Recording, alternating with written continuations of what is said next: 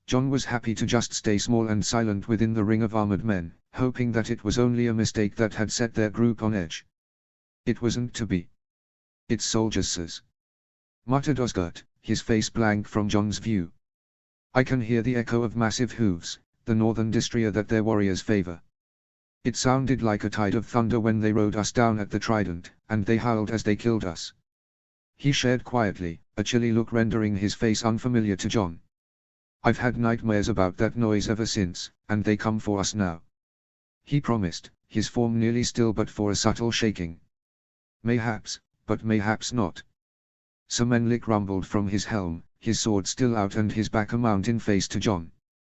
"Give way, men, we'll take ourselves off the road and give way to our unseen company," he shouted, and as one, the group swiftly pushed to the roadside, still keeping eyes out in the thick fog. "Have you lost your mind, you Northman-loving clod?" Viserys screeched as his horse was pulled towards the blood-red grass being beaten flat by the rainfall. "The dragon does not give way to lessers, they give way to the dragon. I'm not some filthy peasant to cower to the side when some barely noble fool rides past," he raged, his eyes burning brightly under his cloaked hood. "Silence, boy, or I'll gag you myself," hissed Sir Leraine without even turning in his uncle's direction, his sharp eyes continually scanning for something in the gloom. Whatever he did spy, it frightened him enough that he took in a brisk air, the force of it whistling through his overly large nostrils, which John mirrored when he saw them slowly take shape in the heavy mist. They were giants, riding in two single columns of nearly 10 apiece. And at their center was the king of the giants. The rain kept pushing John's hair into his eyes, marring his sight, but he saw red and brown cloaks clear enough. "Ho, my lord!" bellowed Sir Menlik, his sword lower than it was previously, but still clenched in his hand. "We give way and the road to your party, so long as we can continue unmolested to Winterfell, who is expecting us," he promised solemnly, a tense smile in his voice. There was no prompt response, no indication at all that they'd heard the knight's words or were inclined to honor them. Just heavy, noisy raindrops attacking both them and the mystery party in unison. "We'll take the way and the road southern, and your journey may continue in peace," rumbled the king of the giants, as he rode through his men, miraculously growing larger still as he neared them. "So long as you tell me true, are you men of the dragon?" John had always thought Sir Menlik the tallest man he'd ever seen, broadest as well, but he was a boy compared to the man that cast his shadow over the dragon cloaks. The man had a large silver clasp on his cloak, and it showed an enormous man breaking his chains violently. "A fucking umber," spat Osgurt bitterly, his gaze heavy with intent. At that, a rustle of nervous energy swept the defensive southern party and John noticed even Viserys was paling quickly, a noticeable quiver to his hands where he wrung them together. "We are, my lord," Sir Menlik stated slowly. "Here to bring the nephew of your lord into his care for his warding. With us as well is Prince Viserys. We've been made welcome in these lands, time and again," he finished with a hard thrust to his square jaw. The drizzle of the rain was all the response they had for several long moments, as the two parties glared at each other in the gloomy wet. "If the Stark in Winterfell awaits you Southrons, it won't be the great Jon who stands in your way," the mountain of a man rumbled, his face lost in the shadow of the cloudy day as he looked down on them. John heard his uncle start to gasp and wheeze beside him, his hands now a cradle of claws as they intertwined. "Continue on your way, and we shall find ours." With that, he looked ahead and said no more as his party of giants rode on. A deep sigh was shared by all as they watched the last of the Umber party canter away into the sleeting water. "That's the man who killed Sir Oswyl Went," Sir Leraine mumbled in shock, forgetting the presence of his charges momentarily. "He sliced him in half at the waist with the Stark great sword ice, cutting through plate and chain in one monstrous stroke. It's said the boiled bones of Sir Oswyl had to be delivered back to his ancestral seat in 2 boxes, for the giant cut him so deeply. I could never imagine the sort of man strong enough to." At that, the hand of Sir Menlik fell on his sworn brother's broad shoulder, and must have given him a squeeze, for the conscientious rambling stopped immediately. "Forgive me, my princes, I said what was unneeded." He bowed his head, the rain pinging off the back of his helm as he inclined from the middle. It spoke to the fear that Viserys felt, that he didn't let loose at the plural mention of princes. "Can we go, sirs?"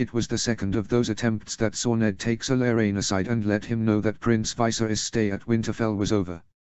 The Riverlands Knight tried to argue about discourtesy bordering treason and the ramifications should the small council learn of it, but Ned was adamant. No son of Aerys the Mad would be tolerated within the halls of Rickard Stark for any longer. His presence was an insult to the lives his father and brother took, and the quiet wolf would be silent no longer. His retinue was likewise unwelcome, their eyes soaking everything in with a studious method. They left a day before a full week had passed, cantering out of the courtyard into a freezing drizzle that had the prince half twisted in his saddle, as they left the warm walls of the castle behind. There would be no parting gifts or trinkets. There was nothing but a chilly cast to the residents of the castle as they watched the party ride out. Ned had stood on the ramparts and watched, his son and heir beside him, taking shelter in the looming cloak his father wore. A few feet away, his nephew Jon Targaryen watched as well, the heavy cloak he wore casting his features in darkness. An enormous white armored tower stood at his back in silence. When the peevish prince twisted his head upwards and saw them staring, he turned ahead and pulled his sodden cloak tighter about himself. They watched as the near 100-man party disappeared into the gloomy morning, none saying anything as the heavy fog claimed them man by man. It was as if the old gods required the dragon to remove itself from the heart of the north before the sun countenanced to shine again. By midday, the drizzle had ended and for the first time in a week, the sun saw fit to share its smile with the people of the north. The customary hustle and bustle of a major castle was unloosed, only this time with the familiar warmth of oneness. Ned saw Robb dragging his cousin around the castle with a renewed vigor, splashing through puddles as he tugged his kinsman around eagerly, Jon clearly uncomfortable at first, but he could see a thawing of the ice the boy encased himself in as the days continued. "Come and meet Bosco Gyozu." They nearly flattened old Nan in their haste. "Let's see who can climb the heart tree quickest."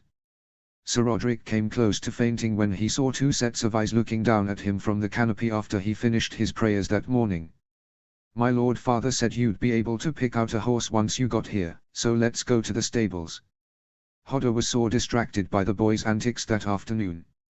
"Hyde or Sansa will want us to play knights and ladies with her until supper." His sweet daughter ended up playing at her father's feet in his solar, as he sought to both administrate the north and be the knightly rescue she needed in her game. Robb was a ball of energy, finally unleashed with someone to share his days with. In the face of that zeal for adventure, his sister's son had no choice but to be dragged into the sunlight. And what a difference it made. An underused but present giggle was learned by the ears of the people of Winterfell, a caution to the sound that differed so greatly from the belly-belted laughter of its heir, but the change was welcome. It was a few days after the departure of Prince Viserys that Ned was alerted to the two boys hiding behind the stables, drinking perish by the jar. It was a chilly afternoon but both boys eschewed cloaks, the Stark blood sufficient to keep them warm as they sat on two stools and tried to look inconspicuous in the shade. It was a failing endeavor as the massive man in plate armor that stood on the other side of the enclosure gave their position away to any who bothered looking. Ned counted 2 bottles empty and a third being shared when he snuck up on them, not hard because they were measuring the strength and volume of the burps they could produce. It sounded like Robb was winning. "So, this is where the 3, no I count 4 missing bottles of perish went from the cooling larder." Ned rumbled as he stood over the boys, making sure to deepen his voice a bit to impart the gravity of the theft. Robb squeaked out an involuntary burp as he twisted around, and Jon was even faster as he found his feet and fastened his eyes to them. Ned loomed over the boys, making sure to square his shoulders against the dim northern sun at his back, wholly swallowing the 2 troublemakers in his shadow. His auburn-haired son was clearly abashed as he rubbed his heels together, an easy tell for when he was caught in some puckish foolery. Something Kat says her brother Ed Muir was wont to do when called to account for his mischief in their youth. Ned was happy to wait, making sure to channel a measure of his father's infamous frost in his tone when he muttered a terse well. He knew Robb would crack first, his son was never one to draw out a lecture or scolding. He faced everything head-on, the surety of the unflappable a spur to his boldness. He was also the mastermind behind the pilfering Aziston, the man in charge of the larder had already outed his heir to cook. Who swiftly informed his lord. After all, how many boys passing 7 name-a-days with copper hair had free run of the castle? But this time Ned found himself surprised as the boy the south saw as a timid embarrassment and the north as a wilting twig decided to speak up. "I apologize Lord Stark, It was my idea. I put Rob up to it." His nephew intoned slowly, drawing each word out as if he feared he'd be kicked from the castle once he'd said his piece. Rob looked at his cousin in a similar way as he'd looked at Arya after she pulled her finger from her nose and stuck it in her mouth. At this false confession, the sentinel in white shifted a bit, the sound of shifting plate armor louder than the man had probably intended as both boys twitched a bit in response. "Rob, you'll take these 4 bottles back to Easton and apologize for taking them, after you pour what's left in that last bottle on the ground," he ordered softly, his eyes pinning his son to the spot. "For the next fortnight there'll be no parish at the high table. You can explain to your sisters why they'll not be allowed to enjoy such a treat for 2 weeks. Your lady mother as well, I expect." At this Jon started again, squeaking out a pitiful "But Lord Stark, it was me," only for Ned to turn his glare on him and silence him with a glower. "You, Jon, will come with me." At the order Sir Menlik made to rise before Ned stopped him with a grunt. "I'm taking my nephew to see our beloved dead sir. He'll be safe with me." Not waiting to see if the Kingsguard heeded his words, Ned turned and walked away, a small smile tugging at his lips at the sound of his nephew's hurried footsteps shadowing him. Sir Roderick had told him that the guards that were stationed at the entryway to the resting place of their ancestors had seen the boy looking at the doors from afar, almost wistfully, yet he never approached. It was brought to his attention that Jon was plainly interested in the crypts but wouldn't brave the depths himself. He nodded wordlessly at the pair of guardsmen before the dark doorway, stopping only to grab a torch from the spit on the wall and extended his free hand backwards. He didn't have to wait long for a small hand to slide into his larger one, holding it with a timorous grip. Making sure to firmly grasp the boy securely, they started down into the gloom in silence. The crackle of the torch was the only sound in the darkness beyond the echoing tread of their feet on the stairs, and they took each step slowly, Ned making sure to keep a slower pace for the boy. "Jon, why did you lie and say the parish was your idea?" Ned asked into the darkness, his voice running before him as it played off the walls. For a few seconds, the boy said nothing, just flexed the fingers that held his uncle's hand. Finally, he found his nerve. I don't know. It seemed to be the smart thing," he muttered, and Ned nearly chuckled at how much he sounded like Benjen used to as a boy.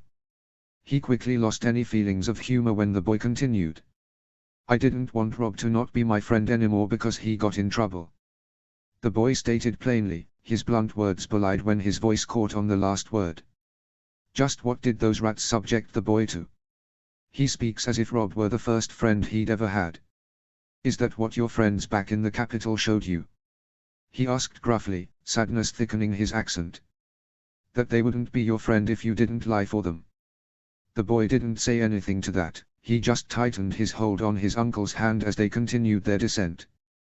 The light of the torch started to show the gleam of the statues on the higher levels of the crypt, the most recent additions of his late family members now much closer. They walked past the empty alcoves, the ones reserved for himself and those that would follow until they were at a specially enlarged one, holding 3 statues.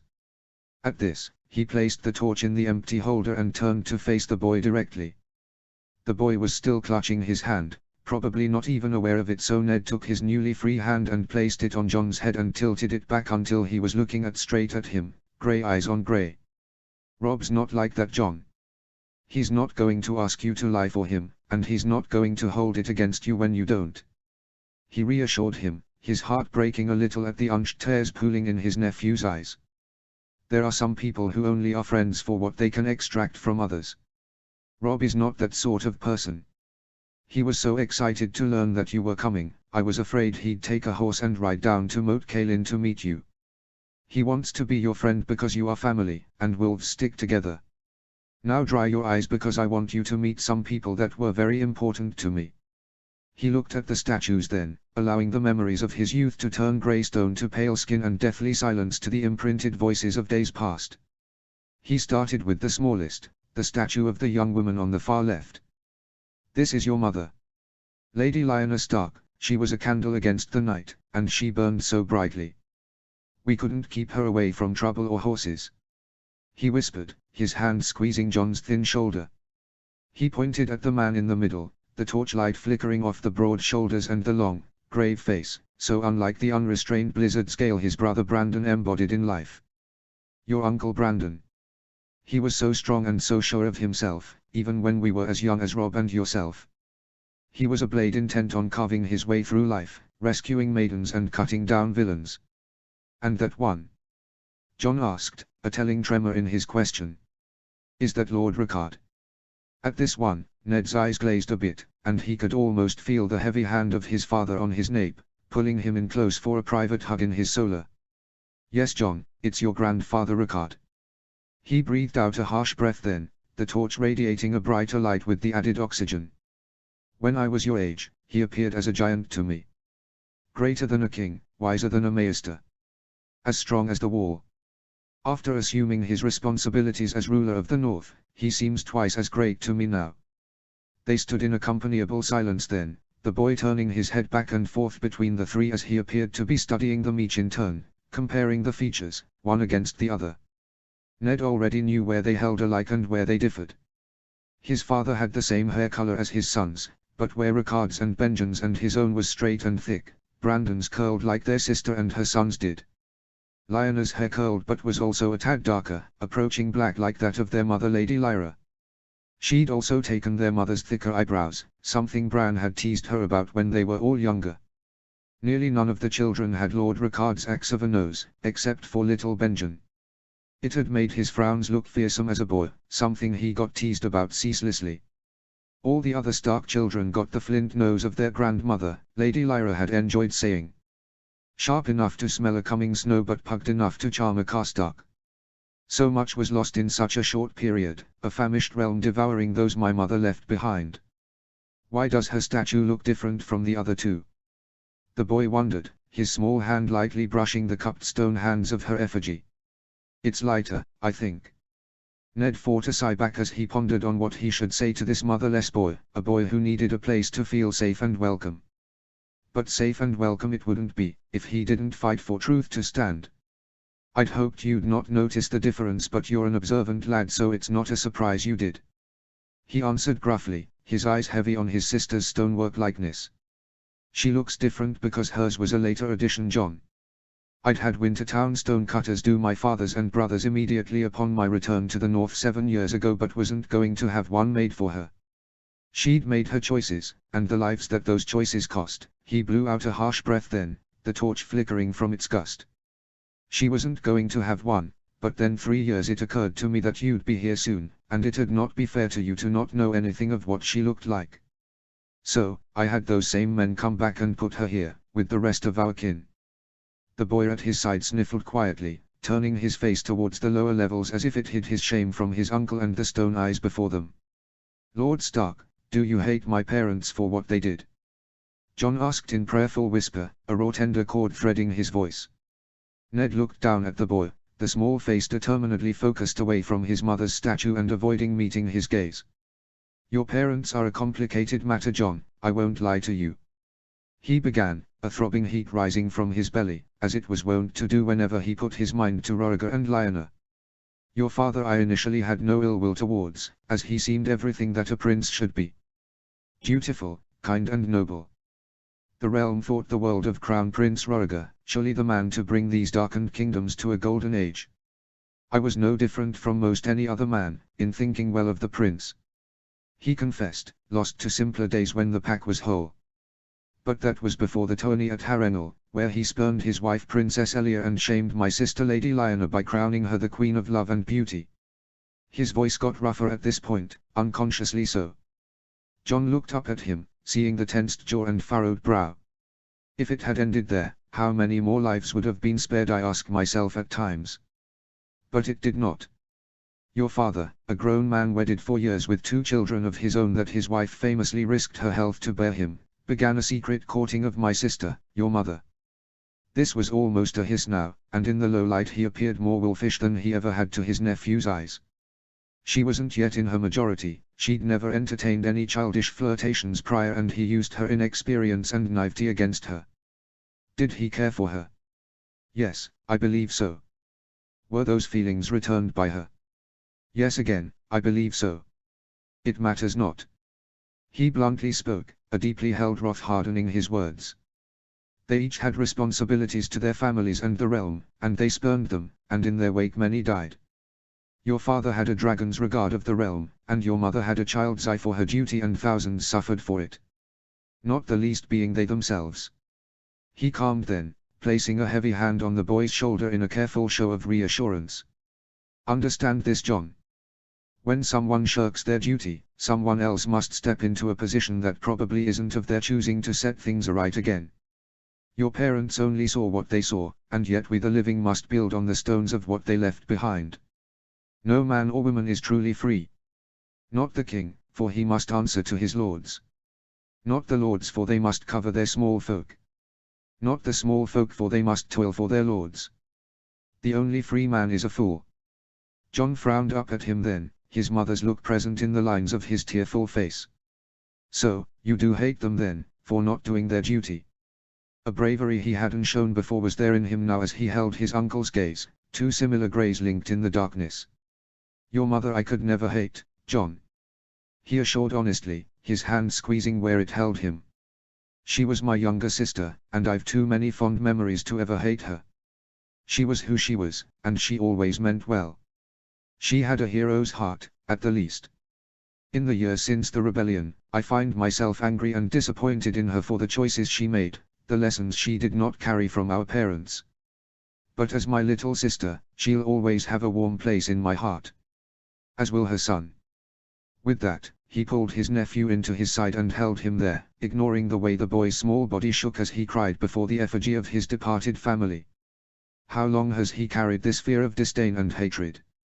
Their moment of mutual bereavement was soon interrupted by the rapid pitter-patter of small feet on stone steps, the fine leather boots of Rob declaring his arrival.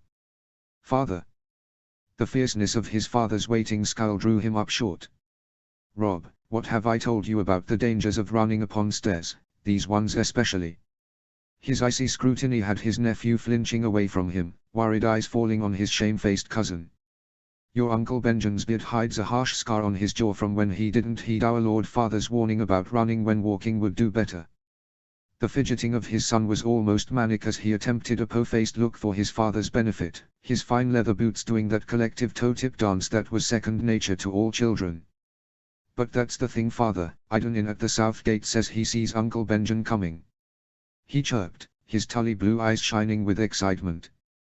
You promised that after John gets his touch we can show him his welcoming gift. It's funny how children can just cut to the heart of a matter so neatly, where we adults get stuck in the mires of ceremony. My little Sansa had first called her ink like blessing her touch from the old gods, and it just fit. Easier for smaller mouths to speak than bone-in rooting ritual. That I did. He admitted almost ruefully as he took a hand of each boy in his own and they started the careful trek back to the surface, Rob holding the torch his father handed to him. Uncle, is there anything else down here? John asked, his face somewhat riveted as he looked back over his shoulder into the gloom they ascended from. Nay, John. There's naught down there but more of our ancestors, the past lords, and further yet the ancient kings of the north. And mayhap a big bruise or deep cut if someone isn't wise enough to know this is no place to play. He warned, a hard note landing on his words. Rob lowered the candle until it was near his face and then he made a drooping visage at his cousin on the other side of his father as he hissed into the flickering torchlight. Naught but rats and ghosts that would gobble a curious Southron up. He hooted with a sinister laugh, only to be cowed by a look from his father. They made the rest of their way in silence, Rob close on pulling them upwards by himself, an eagerness to him that was bordering on dangerous as he clambered up the steps in spans of two.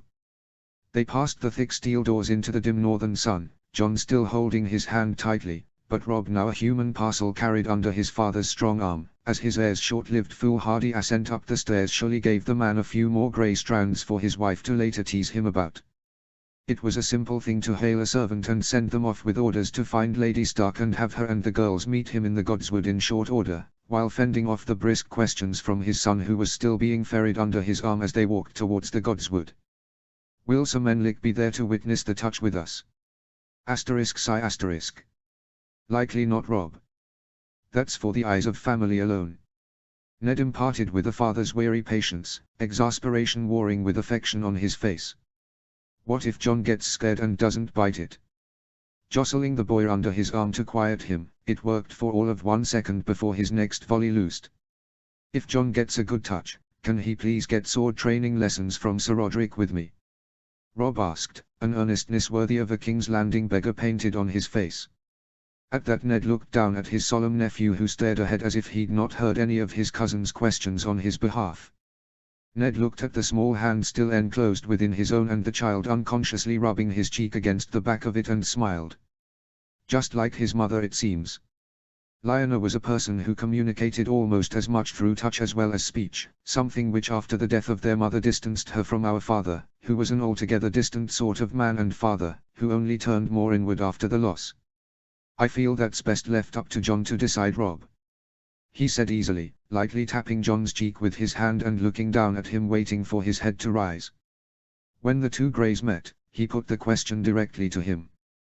"John, would you like to join your cousin in his sword lessons with our master-at-arms Sir Roderick?"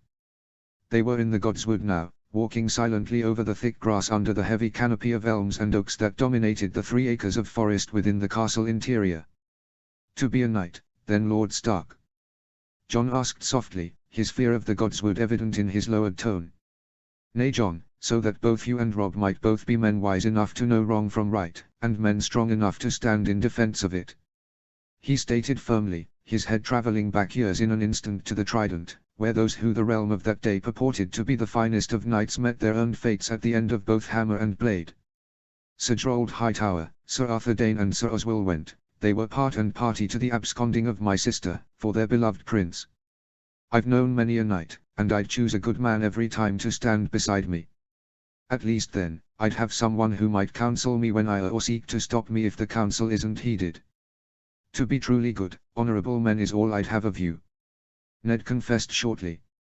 Any other words of wisdom Ned was prepared to share was cut short by the hasty appearance of Trickle well before he'd had an opportunity to warn John, causing him to go faint away at the sight.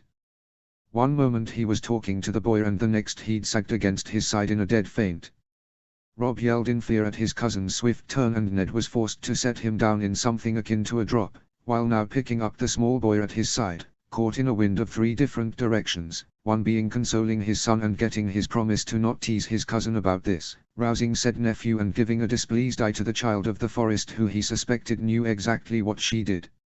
It was into this wheel of disorder that his black-garbed brother walked, his eldest daughter perched atop his broad shoulders, her lovely waves of copper conferring a portion of her sunlit glory to his own nearly pitch-brown locks. "Brother, you seem to be struggling with these pups," he declared uselessly, the broad smile on his sharp face a clear sign of enjoying his elder brother's agitation as he made no moves to help. "I'm not a pup, uncle, I'm a lady," was Sansa's giggled declaration of form, in tandem with an unladylike tugging of his ears with her small hands.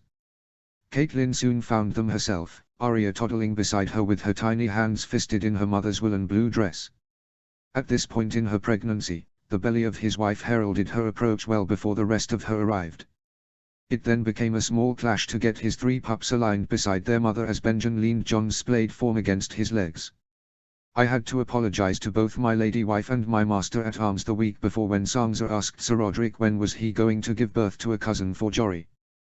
Cat turned pink in embarrassment, and Roderick had briefly matched my wife's hair, looking very much like a whiskered tomato. The touch ceremony went smoother than the last one had, except for when Arya had tottered up to Trickle and tried to pull at her clawed hand. Caitlin had lunged for her youngest, disregarding her condition, and by doing so, she by mishap very audibly broke wind in the quiet wood, the very curtain of her dress lifting from its force. She scandalized their son, caused her good brother to turn his helpless guffaw into a manageable snort, and which turned her cerulean glare on Ned as if he'd had anything to do with it. Sansa capped it off with a squeal about how Mummy farted, which got Rob the full effect of his mother's red-faced ire, as clearly her daughter's language was learned.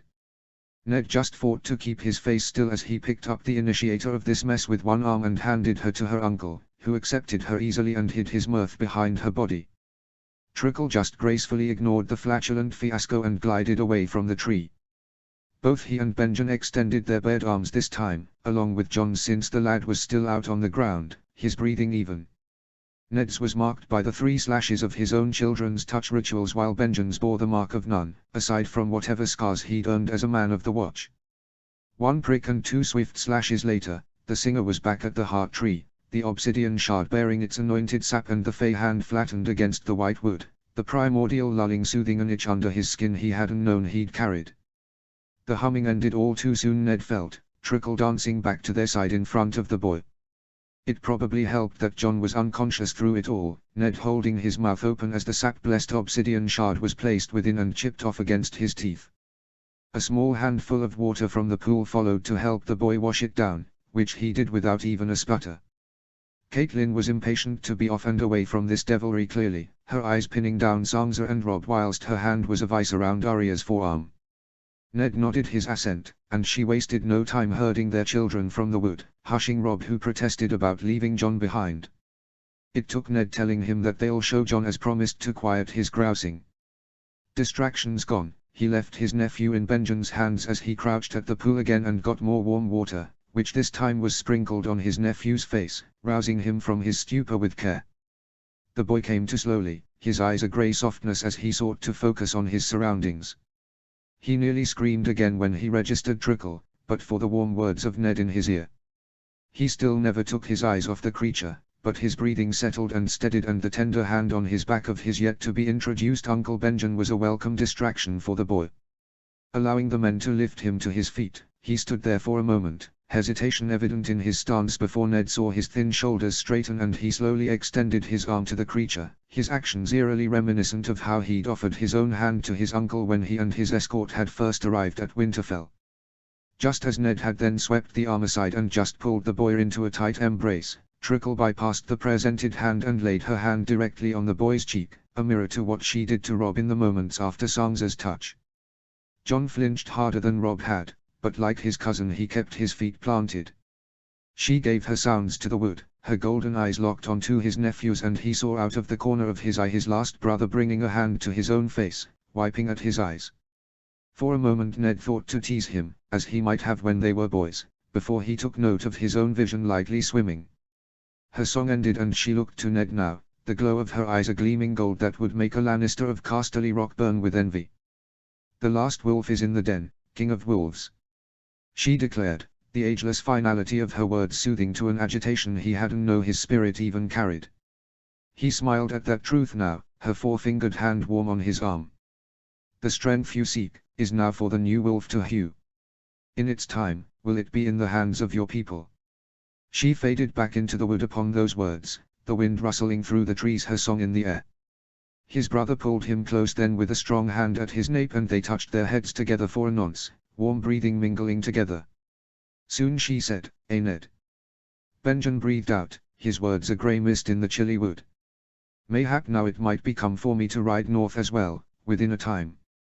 Ned pushed him off then, an old sour hurt rising in his chest as he glared at his brother with real heat, momentarily losing sight of the small boy next to them. "Always with the bloody war with him. It's bloody not enough that you do all the work I've set to you cloaked in black like a brother Benjen." He swore at him, square jaw raised in challenge. "My own lords look askance at me at your comings and goings, wondering if I'm a tyrant to those I share blood with. We've finally gotten all the wolves in the den, Lya's boy is home with us and you still canna wait to run off to the blasted war. I tire of the moping Ben, and the saddlered looks to the north, I promise I do." His brother just looked at him with a sad tilt to his head, the blue-grey eyes of the flint soft with emotion. "This isn't my den anymore though, Ned. It's yours," he said quietly, a crooked smile carrying the shade of their father fixed to his face. "What you've built here with Caitlin and the children, is everything our father could have wanted. Healthy children. Smart children. Stark children, with prosperity seeping from every corner of the castle. The broken tower repaired and redone, with the first keep being turned into an additional hall. The winter town of the past has never had the steady business it has now, especially since Bosco Gyozu has plied his trade, along with his fellow Yetish tradesmen. You did this, Ned, and me. I just ride back and forth along the western half of the north, making sure foundations are laid and walls erected, and goods are circulated. I've been living your dream, but now it's time I see to my own. You don't need me here, the work is working by itself now. Now stop snarling at me and let's see what the gods would have of our sister's son." He ended his spiel with that same sad smile, and then tugging their shocked into silence nephew into his arms and introducing himself, began leading the way to the solar of the Lord of Winterfell. Sir Menlik was standing at the ready as they exited the Godswood, Robb mimicking the giant knight's stance as they met them in the courtyard. "Sir Menlik, join us as we make for my solar, I'd not keep you from your charged side any longer," Ned stated as they walked, Robb falling in at his side while the Kingsguard quickly caught up to stride at Jon's back. They made a swift walk of it, aside from Robb begging off to use the privy and pleading for them to not start without him. They continued, gaining the room soon after, finding Maester Lewin awaiting them in the hallway outside, his arms laden with large sleeves of rolled leather. Lady Catelyn begged off my lord, as the babe was especially animated today apparently. He offered politely, his spectacled eyes curious as they rested on Jon. "She said she expects you'll share the results with her later yourself regardless." He confirmed the man's words with a nod, even as a tickle of fond exasperation graced his head. "She is still unsettled by all this heathen magic, as she's called it. If a respite from it will keep her sweeter, I will soldier on. As well, the mortification from the Godswood earlier probably plays a part of it." He was unlocking the door when Robb came pounding down the hall, his boots announcing his presence before they saw him.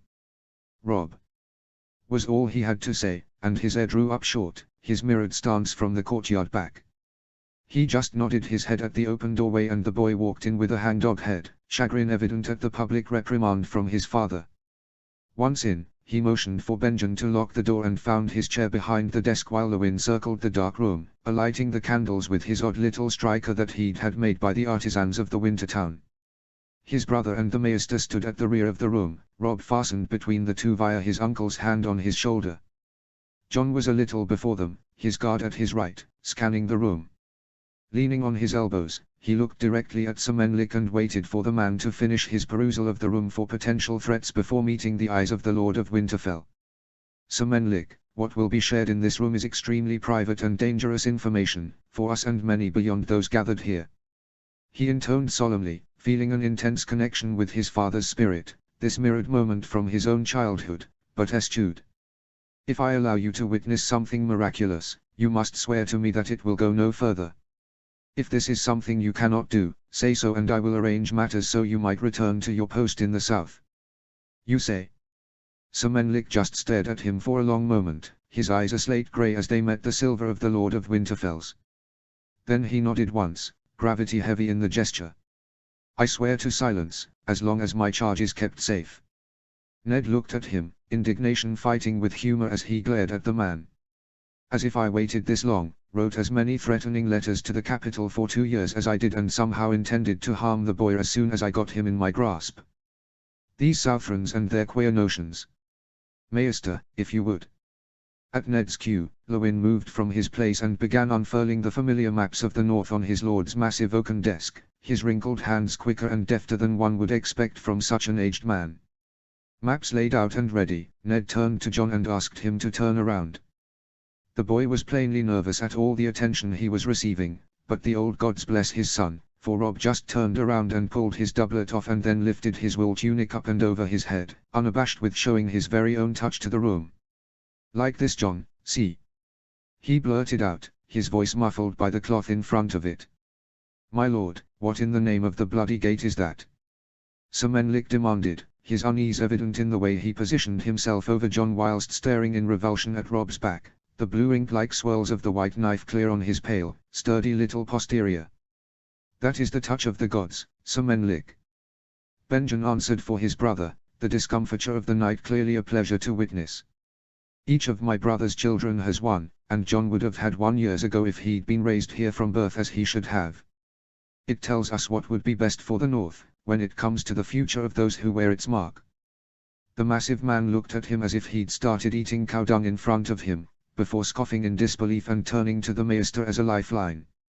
"Maester, certainly you don't believe this pagan mummery," he declared, his raised voice an irritant to Ned's ears. "You're a man of learning, wise, and certainly you can see this madness for what it is." The grey man tilted his head, his chain tinkling as he did so. "I am a man of learning, sir, and one of my favorite fields of study was that of the higher mysteries, or what most people call magic." He fingered the Valyrian link on his chain then, a boyish smile finding his aged face, making him look an odd mix of youthful and seasoned at the same time. I've lived in Winterfell for the last several years, and never have I seen more worth studying in my life, even beyond what I studied at the Citadel. The bloodred grass, the sharbark trees. The massive plenty that the farmers are bringing in from the harvest.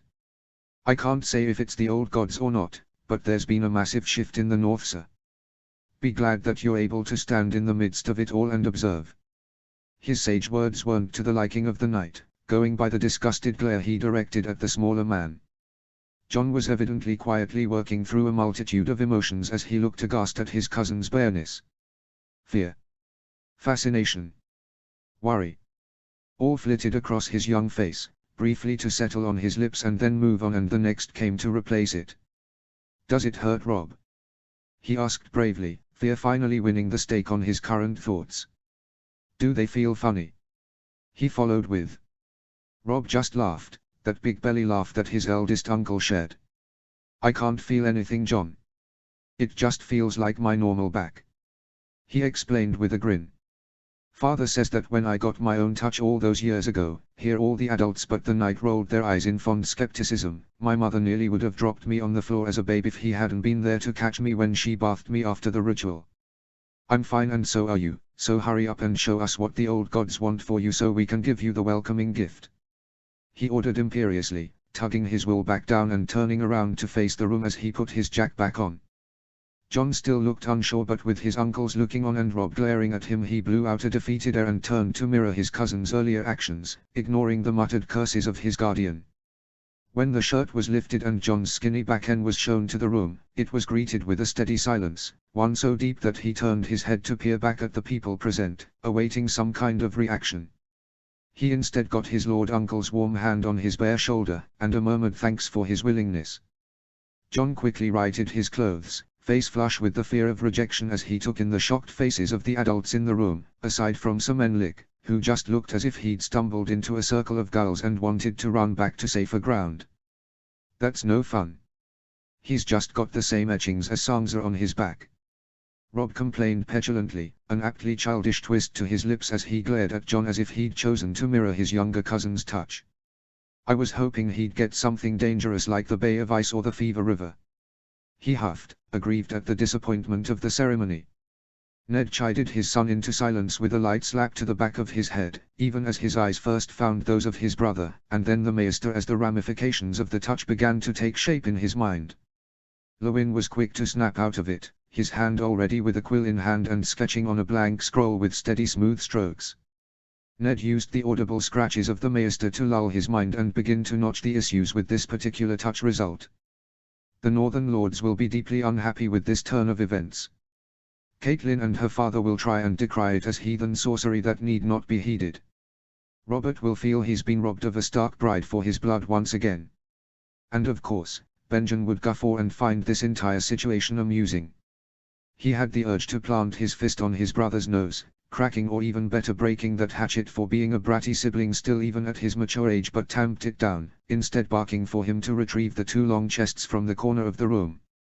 At this Rob literally began bouncing in place, his excitement a welcome distraction to the problems building behind his eyes as he could already imagine the fight coming from his lovely wife firstly, and then the rambunctious lot of oxen that are the great Northern Lords. The only one uncaring about the tensions ahead, Rob's bright blue eyes were fastened to his father's, a silent question in them. Ned just nodded, happy that at least someone was pleased with the day's events. "Jon, this is a gift I got 2 years ago, from a Council of Yeti, in the name of the Emperor of Yeti. Sorry, Consul, not Council." He held one of the long boxes possessively, his eyes gleaming even as he corrected himself when his father's brow quirked. "This was in the name of the happiness the Emperor has for the gift of irony. My father sent a whole 3 ships worth of it there 4 years ago for trade, I think. Since the Emperor was so happy, he sent me this, and we also got Bosco Kyozu as part of a delegation, and a few artistans to show us their wares. Most of them stay in White Harbor and a few in other places like Deepwood and Barrowton, but we've got a couple artistans and Bosco Kyozu. He's the best, he can make all kinds of weapons and armors like you wouldn't even believe." He was like a magpie, chattering away to his wide-eyed kinsman. Ned pried the box away from his son's covetous hands, laying it on the large table before them. He nodded at Rob, who rigidly walked to his father's side and undid the supple leather clasps on the side, opening the container and grinning at John as he stepped closer to look at the inside. Ned enjoyed the boy's avid interest as all gazed at the beautiful sword as it lay in the padded goose feather-lined case, still sheathed in the wooden holder, the elaborate metal scrollwork of the hilt continuing onto the scabbard, as it depicted what the Yetish delegation promised were fierce wolves dancing in the impeccable metalwork. They looked more like cats to Ned, but Rob was enchanted, so he let it lie as it was. "Father Ma. You can draw it halfway, son, but the word is artisans, not artistitans." He agreed, even as his boy eagerly nodded and reverently put his hands on the hilt and sheath and pulled them apart, slowly as if savoring the experience. The dark blade sounded like the softest silk as it was revealed, and even the heavy feet of Sir Menlik were heard as he moved to see better. The blade was odd by their West AOC standards, long enough to be a great sword, but the hilt was almost uselessly small, the quillion block thick and ornate, formed with the catwolves of Yetish origin, but the quillions themselves were nearly non-existent. There'd be no catching a foe blade with those guards. The blade itself was beautiful, a darker metal somehow that brought to mind the smoky tones of their ancestral sword ice, but it wasn't Valyrian steel, but it held an edge that greatly surpassed that of any castle-forged sword Ned had ever seen. The mystery had puzzled both Mikan and Sir Roderick, not to mention Ned himself, for months, until Bosco himself had taken pity on them and showed them the secret of the blade. The Yetish consul had sent his son this odd sword, as a gift worthy of a barbarian lord's heir, and had included in the bottom of the long box a smaller box filled with small metal pieces. Mikan had puzzled over them until he'd picked one up, nearly slicing his thumb open to the bone in the process. Sir Roderick had cursed then and ran to get his lord. The Emperor of Yeti had sent them a box of Valyrian steel edges, a gift that would puzzle most in Westeros. Until Bosco took them into his shop, a neat and exotic storefront in the winter town, and brought Lord Stark and his master-at-arms into the rear of the shop and showed just how they are intended to be used. The smaller man gestured to the dagger at the side of the knight, and with a firm nod from his lord, he took it from his belt and offered it hilt first to the foreigner with a sigh and a suspicious eye on the man. Bosco merely grinned and took the knife, and holding it with two hands, he turned to a small stone cast and wedged the blade in a groove. With a harsh grunt and feet planted one behind the other, 2 spaces apart, he shoved the blade forward. They were met with a shower of sparks and a wet-sounding smack. When he handed the knife back to Sir Roderick, the loyal knight studied the blade for a minute or so, even handing it over to his lord for his own perusal. The pointer finger of the silky soft leather glove that Ned wore parted as if it was a flower petal when Ned delicately ran it down the edge of the blade. He himself was unharmed, just down a pair of gloves, but the value was evident. When Sir Roderick accepted it back and carefully slid it back into his belt, he adorned his breeches with a long slit through which his aged pale flesh could be seen.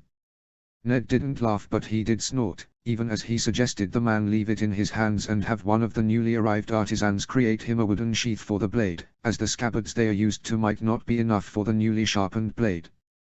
The two friends talked well into the night about the implications of the gifts from the consul.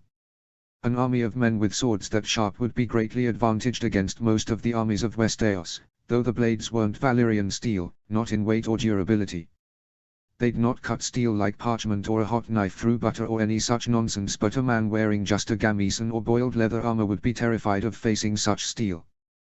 The real question on Ned's mind was how much Valyrian steel could the Empire of Yeti have, that they could afford to turn such a resource into a girdstone wedge.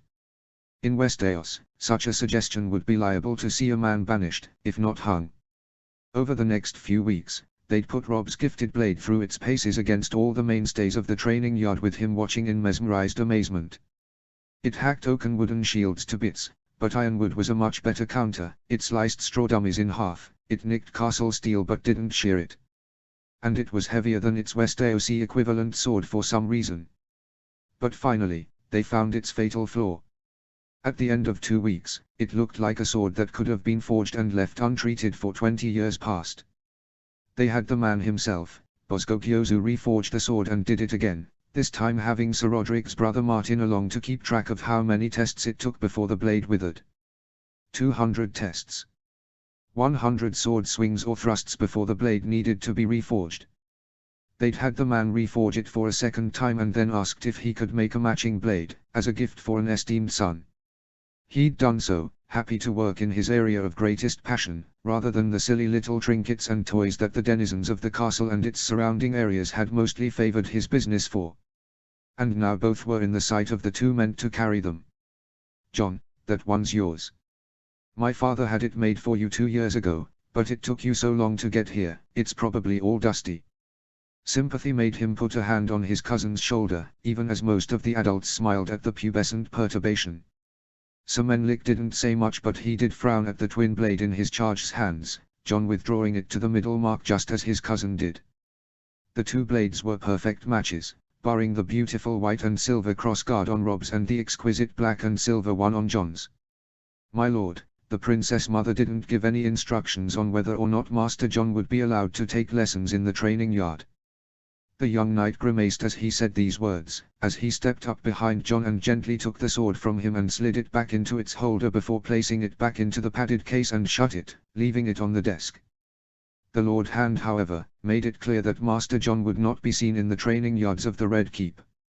Rob stared at the man as if he'd put his enormous bare feet into the boy's favorite meal, and his hand tightened around the sword he was still holding, until his wise Uncle Benjamin plucked it from his fingers gracefully and swiftly enclosed it and paired it with John's on the table. "Surely, Sir Menlik, the princess mother doesn't expect my nephew to be untrained?" Benjamin Stark asked incredulously, a frown that was eerily like their father's on his face. "He's a Stark. We're born for battle and do not shy from it. In a world that hates him, the very least he should be allowed is the means to defend himself." The large knight cleared his throat at that, another grimace replacing the first as he did something that looked almost akin to a shuffle as 3 pairs of grey eyes stared at him. "Lord Benjamin, he's not a Stark, though the blood runs in him.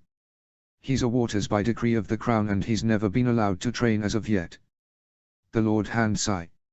"I don't care what the Hand says." Ned didn't shout, but his displeasure was frank, his large hands fisted on the desk before him. "This is Winterfell, in the heart of the North, and if I say my sister's son will train in arms in the very same yards that all the Starks before him have trained in, he will. I rule the North, not him nor her." He glared at the taller man now, his eyes glacial in their coldness. "If it is a worry you wrestle with, I welcome you to ride south and ask your esteemed masters in person what they wish for my nephew, cousin. John and I will wait here for your return and whatever answers you bring." The white-plated knight flushed at the title, spat on him as if it were an epithet. The maester was a forgotten presence, as he announced himself with a jingle of his chains. "Perhaps we might revisit this at another point." But the knight strode forward at that point, his bulk a clear intimidation tactic. The man inhaled a deep breath as if he meant to respond, but Ned was already done with the topic. "That is enough, sir.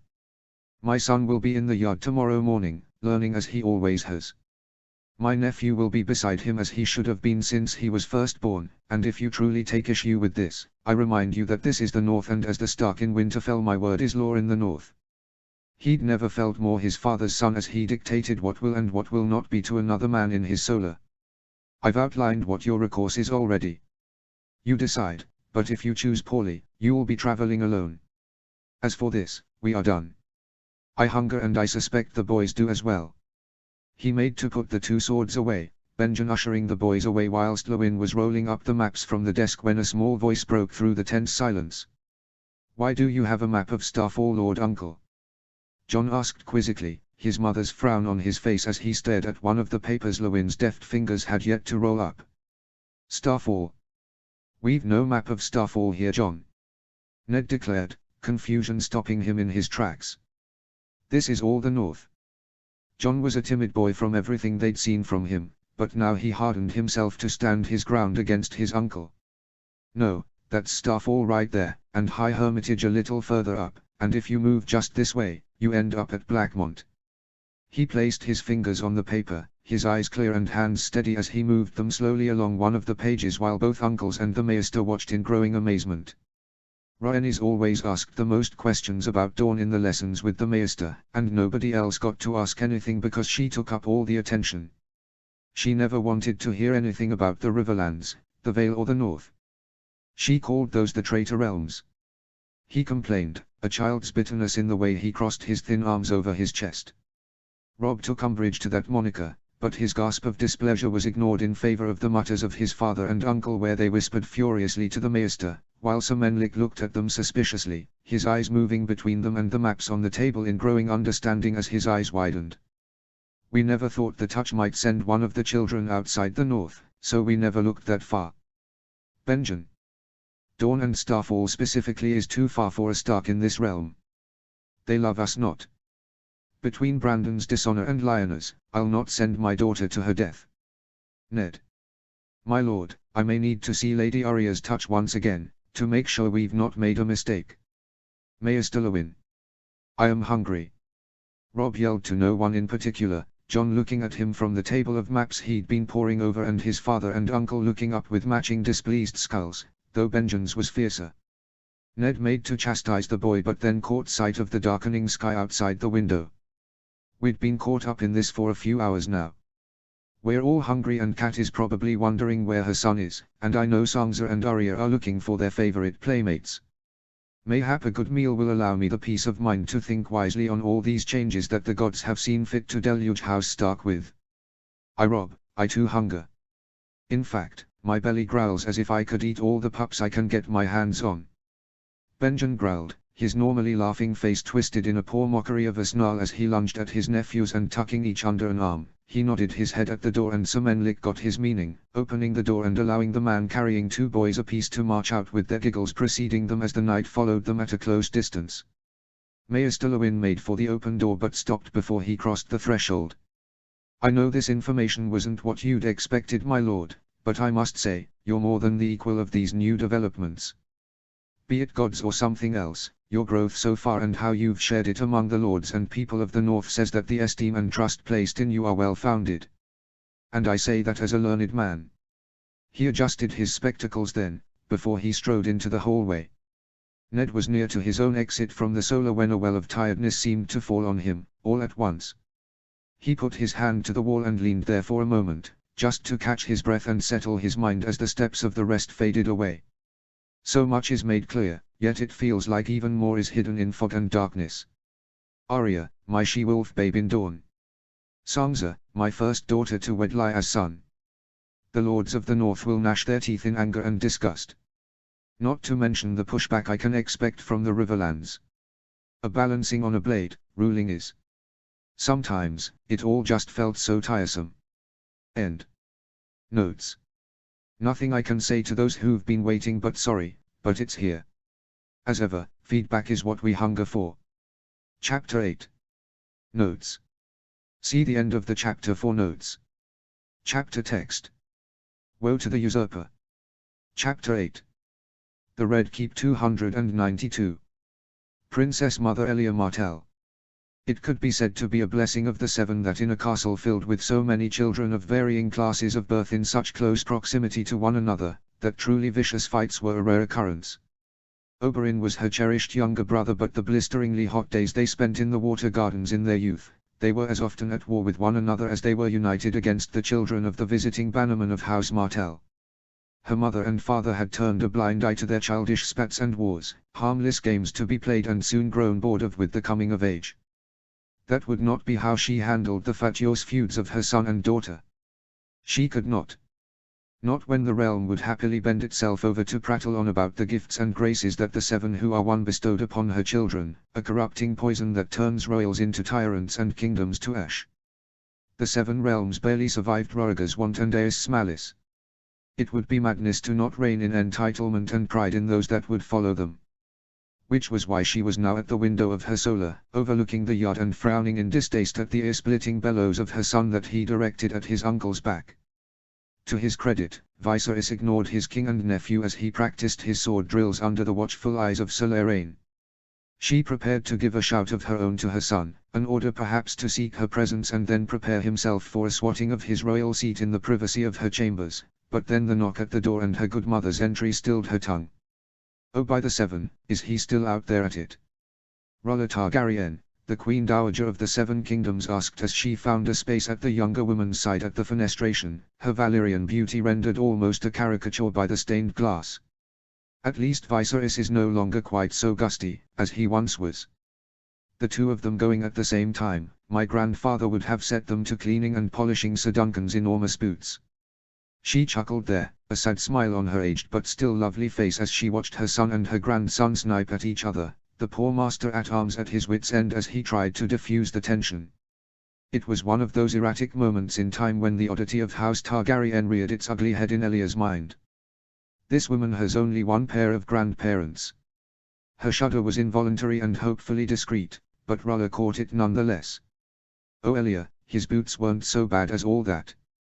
She snickered, a faraway look in the violent beam of her gaze.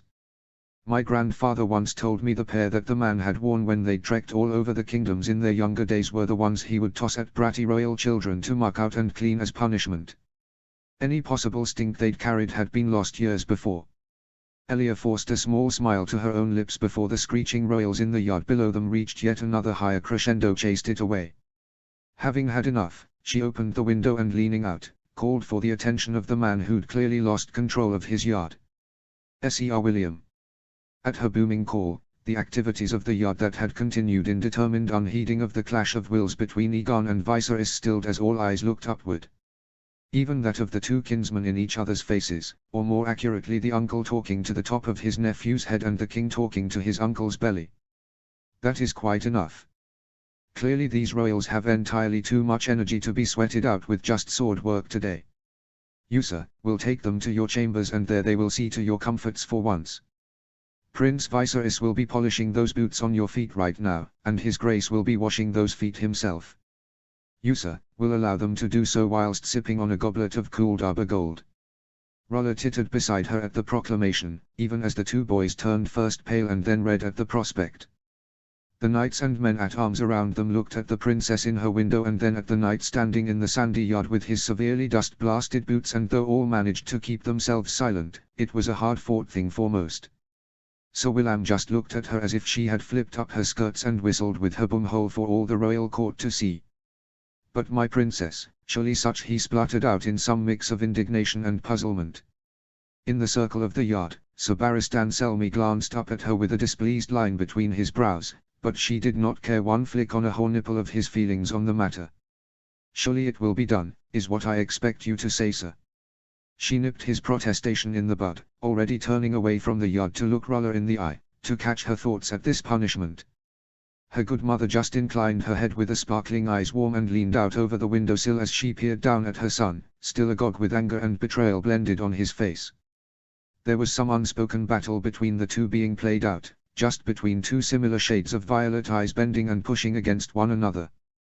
The conclusion was never in doubt, for as much as Viserys tended toward a caustic sort of menace, his mother was one of the few he had never aimed his bile at. His battle lost, he gave out a great gloomy sigh and marched to the racks on the side of the training space, his training sword protestingly remounted and his padded armor neatly removed and patted a few times to relieve it of dust before it was hung on its peg.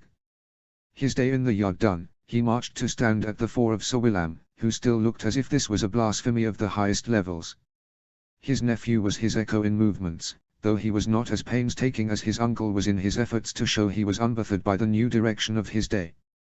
Likewise, he soon too stood before Sir William, who wasted no time in bowing to the royals in the window and striding away, his temporary charges following him and their white shadows, Sir Leraine and Sir Barristan trailing them in turn. The caterwauling done, the sounds of the yard rejoined, and Elia waited for Rulla to step back before she reached out and shut the window again. Rulla sounded strangely like her remaining son as she flopped herself down in her usual chair in Elia's chambers with a most unqueenly fashion, the sigh that she breathed out almost childish in its huffiness. I just don't understand what could have possibly set them off this time. She bit out, her cheeks flushed in her irritation. The last thing we need is a court that realizes that the two boys can possibly be set against one another. 7 Forgive me, but Roriga, for all the years it was just him, Elia cut her off before she could take this conversation any further down that road. It was Aegon, Rulla. She admitted, even as she popped one of the sugary sweet miniatures tarts the cooks of the kitchen knew she loved and made sure to keep her cozy within her mouth. Same as it was the last 4 screaming matches they've had throughout this castle. He is a right little terror, and sometimes I lament that it's virtually impossible to give him what he truly needs, as it's against the law. I just thank the heavens that Viserys is almost at the age where he can ignore such behavior satisfactorily. She ended it there, to focus on the sweet meat in her mouth and enjoy its taste. Thank great Usurper for that bit of restraint, my dear. Rolla offered as she reached out and plucked a treat of her own from the sideboard, her fingers fast in their doing. Elia coughed once, and nearly lost it as the food went partially down the wrong pipe. How in the world did an Umber bring about such change in Viserys? She demanded, a pained wince in her look as the strain from the near choking burned across her chest. Roll took a moment to chew both the food and the question, the line of her mouth worried and tight. He scared the shit out of him, I'm told. She disclosed bluntly, a mechanical turn to her chewing as she washed it down with a sip from a prepared goblet of Dornish red. She grimaced around the sour drink, as she daintily wiped her mouth with a cloth. Sir Lorraine was forthcoming enough to share this with me, when I demanded to know just what had happened to leave my son so shuttered upon his return to the south all those months ago. Apparently, a few mere hours out from Winterfell, they were met on the road with Lord Umber and his party as they travelled northward home. Umber looked like half a giant half a god, his voice a rumble of the seven hells. Sir Lorraine tells me that in his surprise and to his greater shame, he blurted out just what the Northmen had done to Sir Oswell went in battle. It rattled Viserys, and his manner shifted once they left the north for home. Not even meeting our esteemed great-uncle at the wall lifted his spirits, I am told. She broke it off there, her voice low and shaky as the conversation had dragged them both back to those perilous days. Sir Oswell had been one of the shining swords of Aerys Kingsguard, a witty, sarcastic sort of knight who did not believe in fairy tales but took part in them if his prince asked. He'd been a proud man, and an even prouder sword, not so deadly as the sword of the morning or Sir Barristan but a deadly bit of swordcraft all the same. The fight with Great Usurper told it differently. He was witty, clever, and decent with a blade. But decent does not win battles nor end wars, and at the end of that war, Sir Oswell was in two pieces in one box, his armor dented and cleaved across the chainmail in twain. Rolla had not looked at it to confirm identity, trusting those who knew him best to make an accurate note to his end. Small wonder that the boy rather devote himself to the martial pursuits as an escape from the nightmares of rampaging Northmen sacking their home. Does he still push for a fostering at Horn Hill, under Lord Randall? Elia asked softly, her eyes gentle with pity as they rested on her friend and confidant. Day in and day out, my dear. The silver gold head was gleaming as she shook it, frustration making her actions seem girlish in the day's light. I know my boy, and it's fear of Robert and his alliance that drives him to Tarly. As the man who gave Robert his sole defeat in his rebellion, no one else is an option for Viserys. Tywin Lannister offered years ago, and I would sooner trust a starving dog with a flank of mutton than him with my child, but Viserys would have refused regardless. He wants only the best to teach him, and I'm told he has been pestering any who know of what sort of man Lord Tarly is for information. Hence the considerable restraint in his carriage these days. Tarly is not the sort of man to suffer tempestuous wards, royal or not, so he's taking steps to control his dragon, as he calls it. The smile on her face was hard and without warmth as she looked at the light kissing the room through the windows. The notions that Aerys put in that boy, she sucked her teeth, something most of the nobility would swear any well-bred royal would never do. I do have half a mind to send him to Tarly, if only to see it beaten out of him, taking him from copper to steel. There haven't been any men of true steel in our family since the days of my grandfather. At one time, we'd thought that she cut herself off, her nose twitching above her pursed lips, a look one who knew her would recognize as what nearly always overcame her whenever the thought of her firstborn fell on her. Lord Anders and I have discussed the possibility though, Rolla. Elia confessed as she studied her interlocked fingers on the table before her. Viserys at his age is rather late to be fostered out, but if it will help him temper the rasher facets of his personality, it can be done.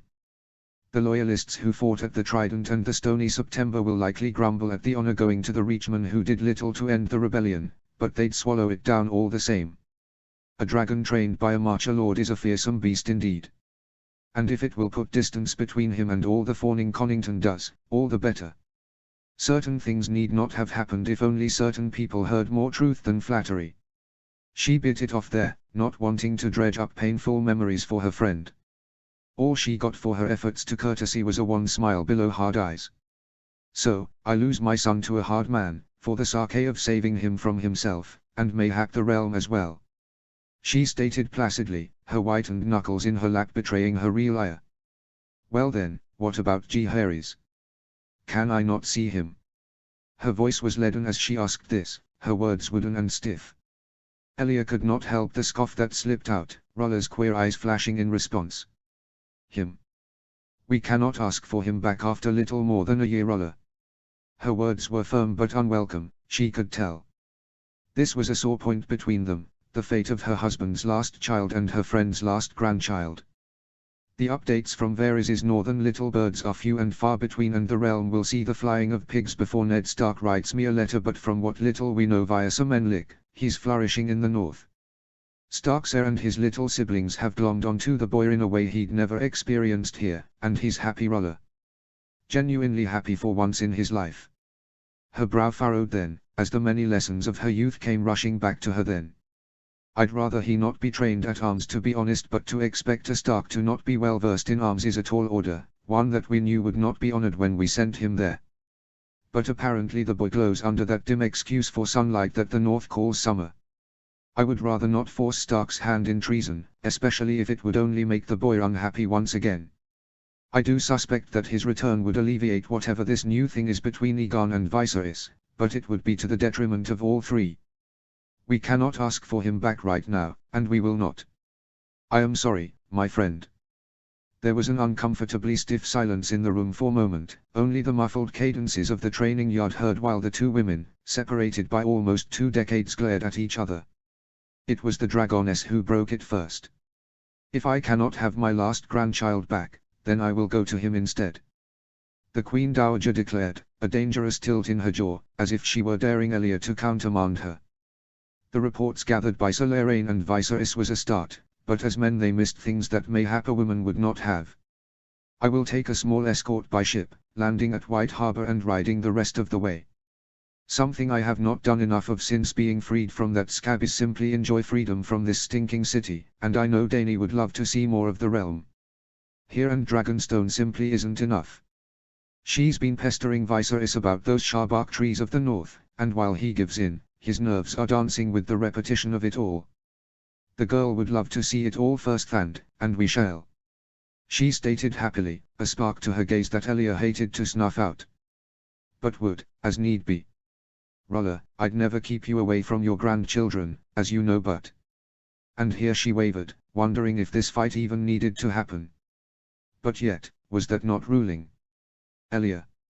Her friend was looking askance at her, having found her feet as Elia mused about the potential ramifications of telling her friend the pragmatic truth. You are welcome to visit Winterfell or any other part of the realm, my friend. But you cannot take Daenerys with you. She was blunt in her stating, so there would be no claims of confusion or misunderstanding later. I have already shared with you what Eddard Stark's intentions are. With Jaehaerys he already has a dubious claimant to the throne at hand. With Jaehaerys and Daenerys both, he has that same tentative claimant and an actual contender to the throne. What would happen should he decide to take you into his power, and then wed Jaehaerys and Dany together? Then he would have an actual pretender to the throne in his power, one that could possibly rally all the rebellious realms around him and challenge Aegon for his seat. Who could declare the North freed from the yoke of the Iron Throne, a gift to his beloved uncle and cousins. We have not taken the steps we have for these last few years for a bit of grandmotherly sentimentality to overturn it all and put us right back at each other's throats. Roller Targaryen seldomly looked like the sigil of her family, but there were times that the manic mania that so plagued her many ancestors made tinges of itself known on her visage. Today was one of those days. I'm not leaving my Dany here alone, Elia.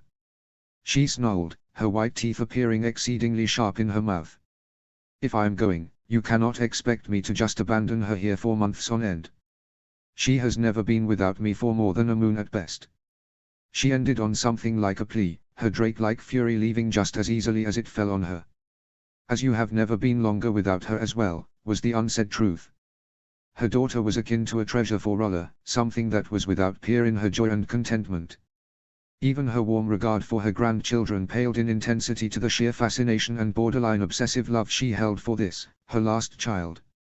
If there was any child that Roller would happily burn the realm for, it was her Daenerys, or her Dany as she so lovingly called her. Then I suggest you plan for a short trip, my queen.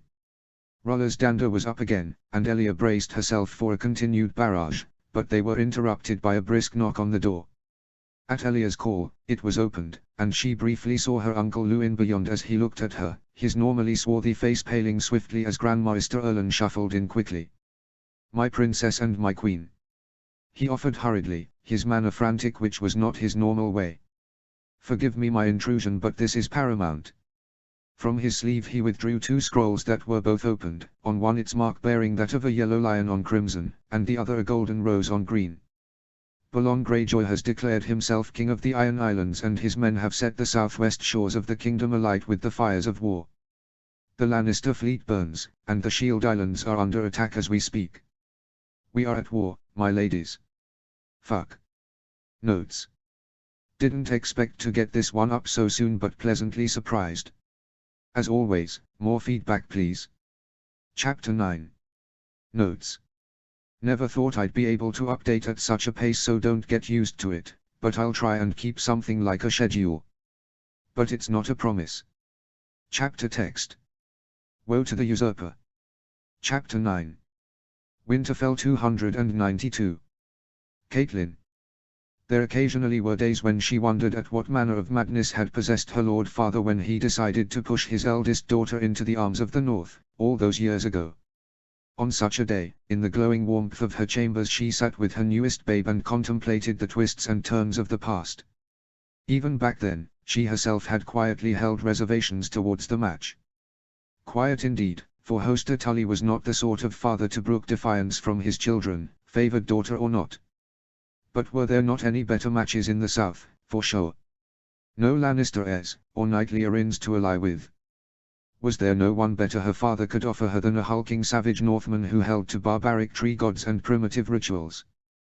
These were the worries and fears that she shared with Lysa in their secret language, whenever they wished to speak candidly whilst near to the Septa who shadowed them, but even Lysa, back then being somewhat sympathetic, was more concerned with playing childish games with little Petter Baelish than being an open ear for her sister. So, Catelyn, the dutiful daughter she was, held her worries and fears to herself, making sure to smile with grace and humility whenever her illustrious betrothal was mentioned. Each forced smile adding another pebble of cold stone to the ever-growing pile in her belly as the days passed and the meeting with her future husband and lord drew nigh. It was a cool summer day when Lord Brandon did ride into Riverrun, a near man at the age of 15 nowadays. Catelyn herself had been just past 12 herself, and from the moment her betrothed rode into the courtyard of her father's castle at the head of a northern escort, she no longer worried about a potentially hulking savage come to drag her off to his wintry seat, to bury her under hairy hands and musty furs. He was everything the men of the Riverlands were not, to her starry eyes.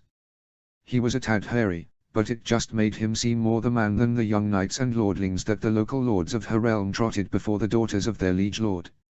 His dark leather jack veritably strained around the bulging muscles of his shoulders and arms, and the chord span of his back was in high relief even through his layers. He had that queer northern paleness, yes, but the features of his face were handsome, even in the almost alien forcefulness of them.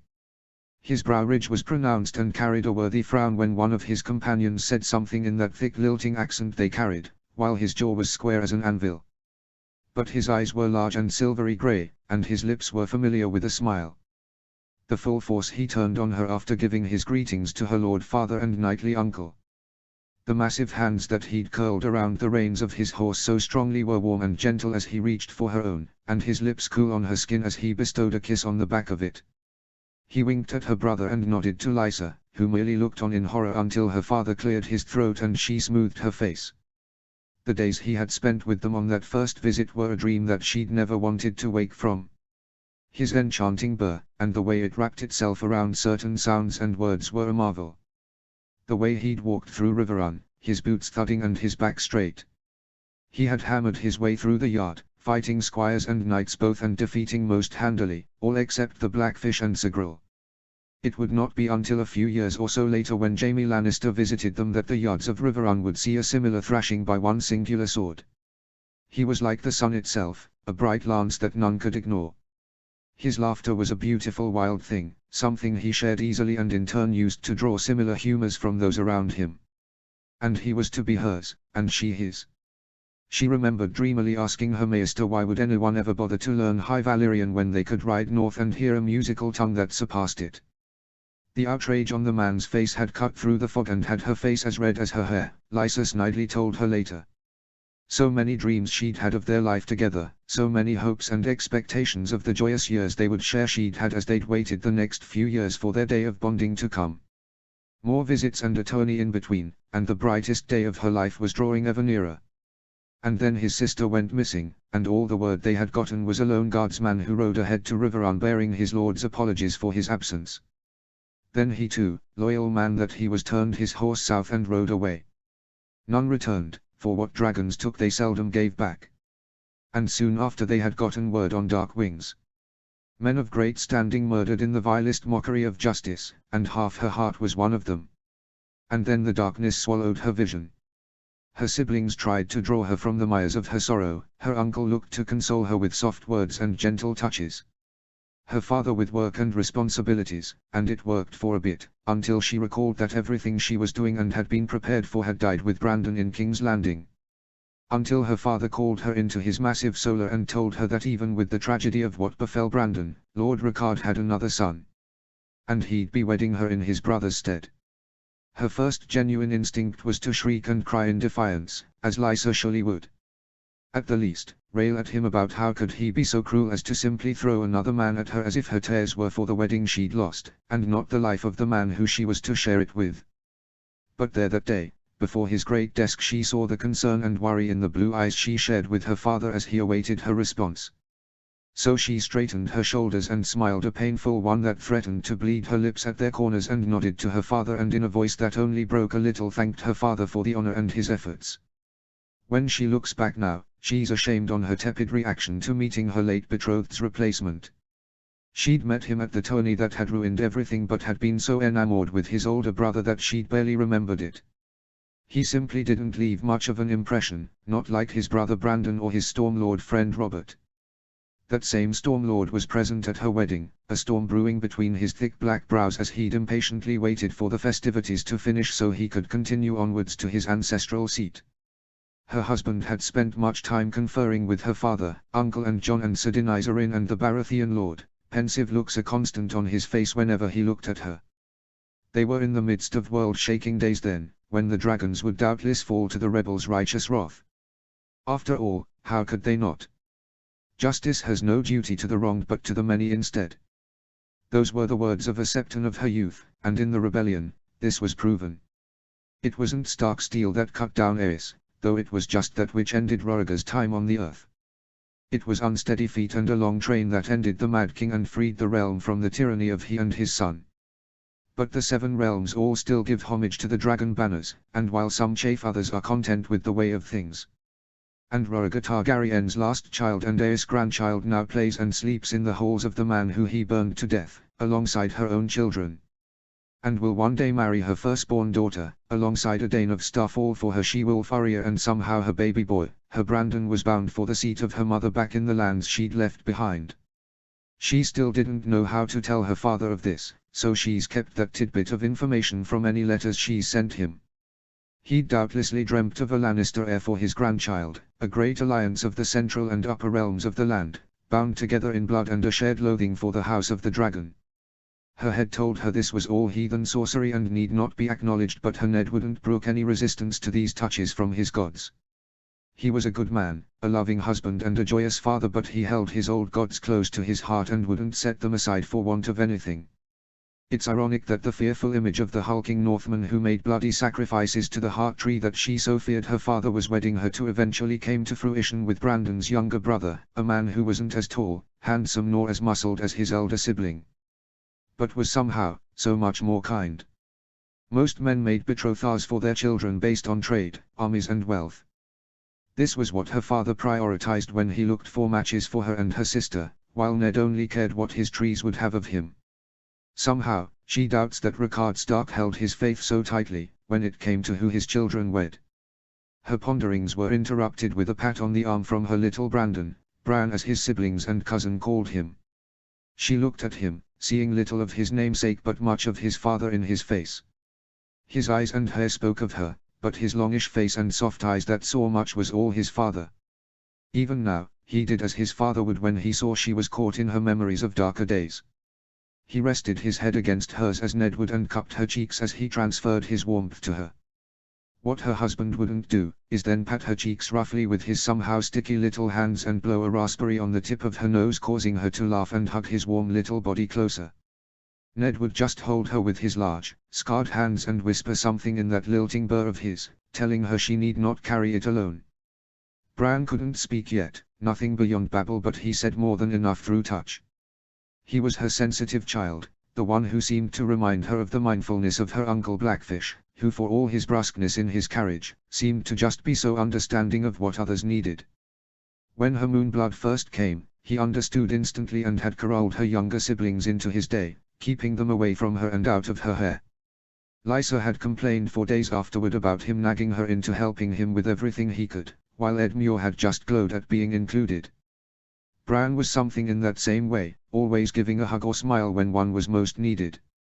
Arya wasn't a comforting type, it was clear even now. She could try, but she hadn't the patience for it.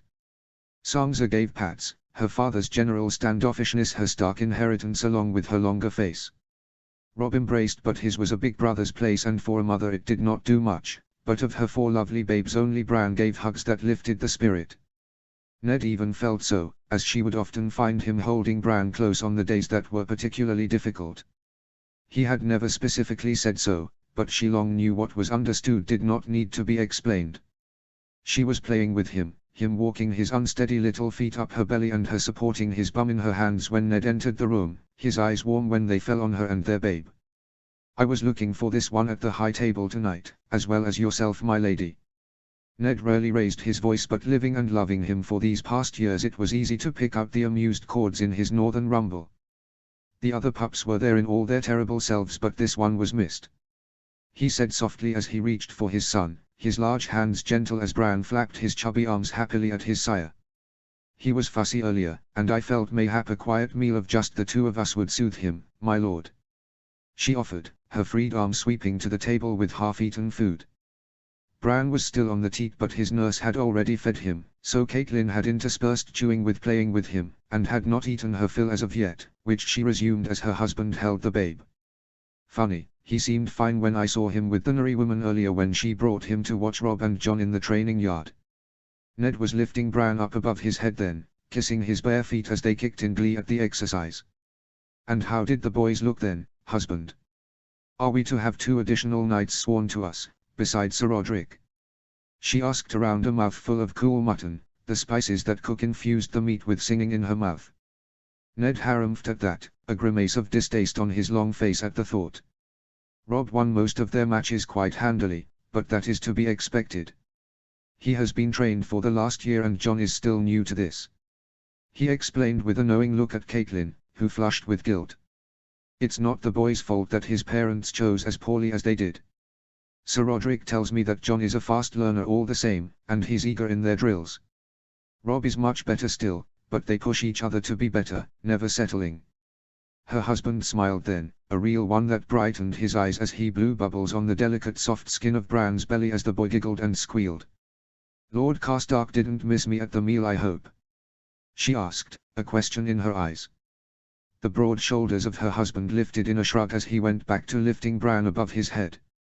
"I told him something must be keeping you with Bran this evening," he stated, a small smile on his firm lips. "Ricard just said a mother's love for her babes is a mystery mere men need not ponder." He took no offense. He shook his head then, a brooding frown on his face as he tucked his son onto his shoulder, the boy quieting soon after. "He did ask what I intend for us to do about the ravens from the capital. I told him I'm mustering a small host to send south. The Ironborn are a curse on the realm that would not be lifted but by blood and butchery." "To the islands themselves, Ned?" she asked, a fear of seeing him ride off to war yet again gripping her heart.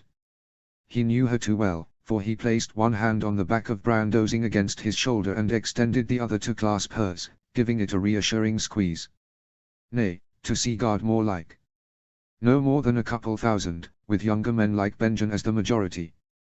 Just to reinforce the Riverlands coast," he said softly, mindful of the babe sleeping on him.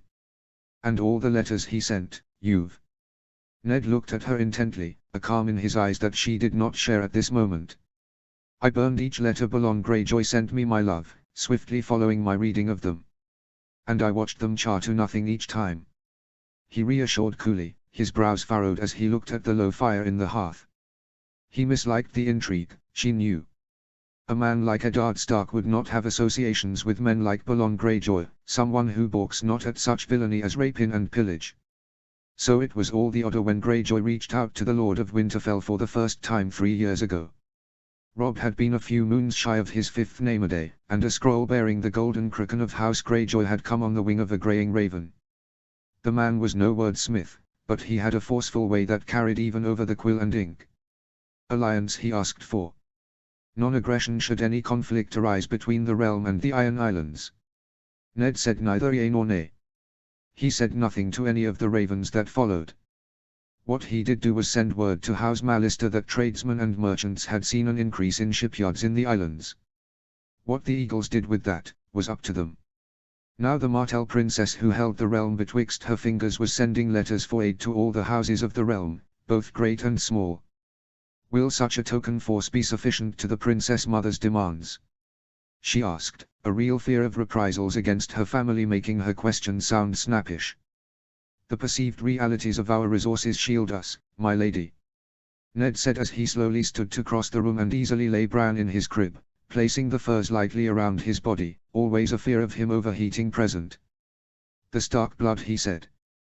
We've no real fleet on the western shore to project with. With a smaller host we can move quickly south and aid a potential target for reaving. Hopefully the fool isn't there, but if so, they'll meet him blade to blade. I'll not do nothing while men are enslaved and women raped. He said darkly, his hands fisted at the base of the cradle, as he looked at the babe sleeping. She asked the question that she feared the answer to, but her husband hadn't married a wilting flower, he'd wed a Tully. Will you lead them yourself then? She knew in her heart that he would answer yes, and ride south with a strong cut of men around him to see the riverlands protected from their ancient enemy. The silence was pregnant. Thank heavens she was not at the moment, for the gas would have been horrific combined with the stress of the moment. She'd not forgotten Jon's touch ceremony, and long before she got her answer. No. Her head snapped to him then, finding only his broad back as he continued to peer down at Bran as he slept. Benjen will have the command, and Willam Dustin will be his second. I've a mind to have this host made up of mostly Glover and Mormont men, as well as levies from Barrowton. If we are favored, they'll not see any battle at all.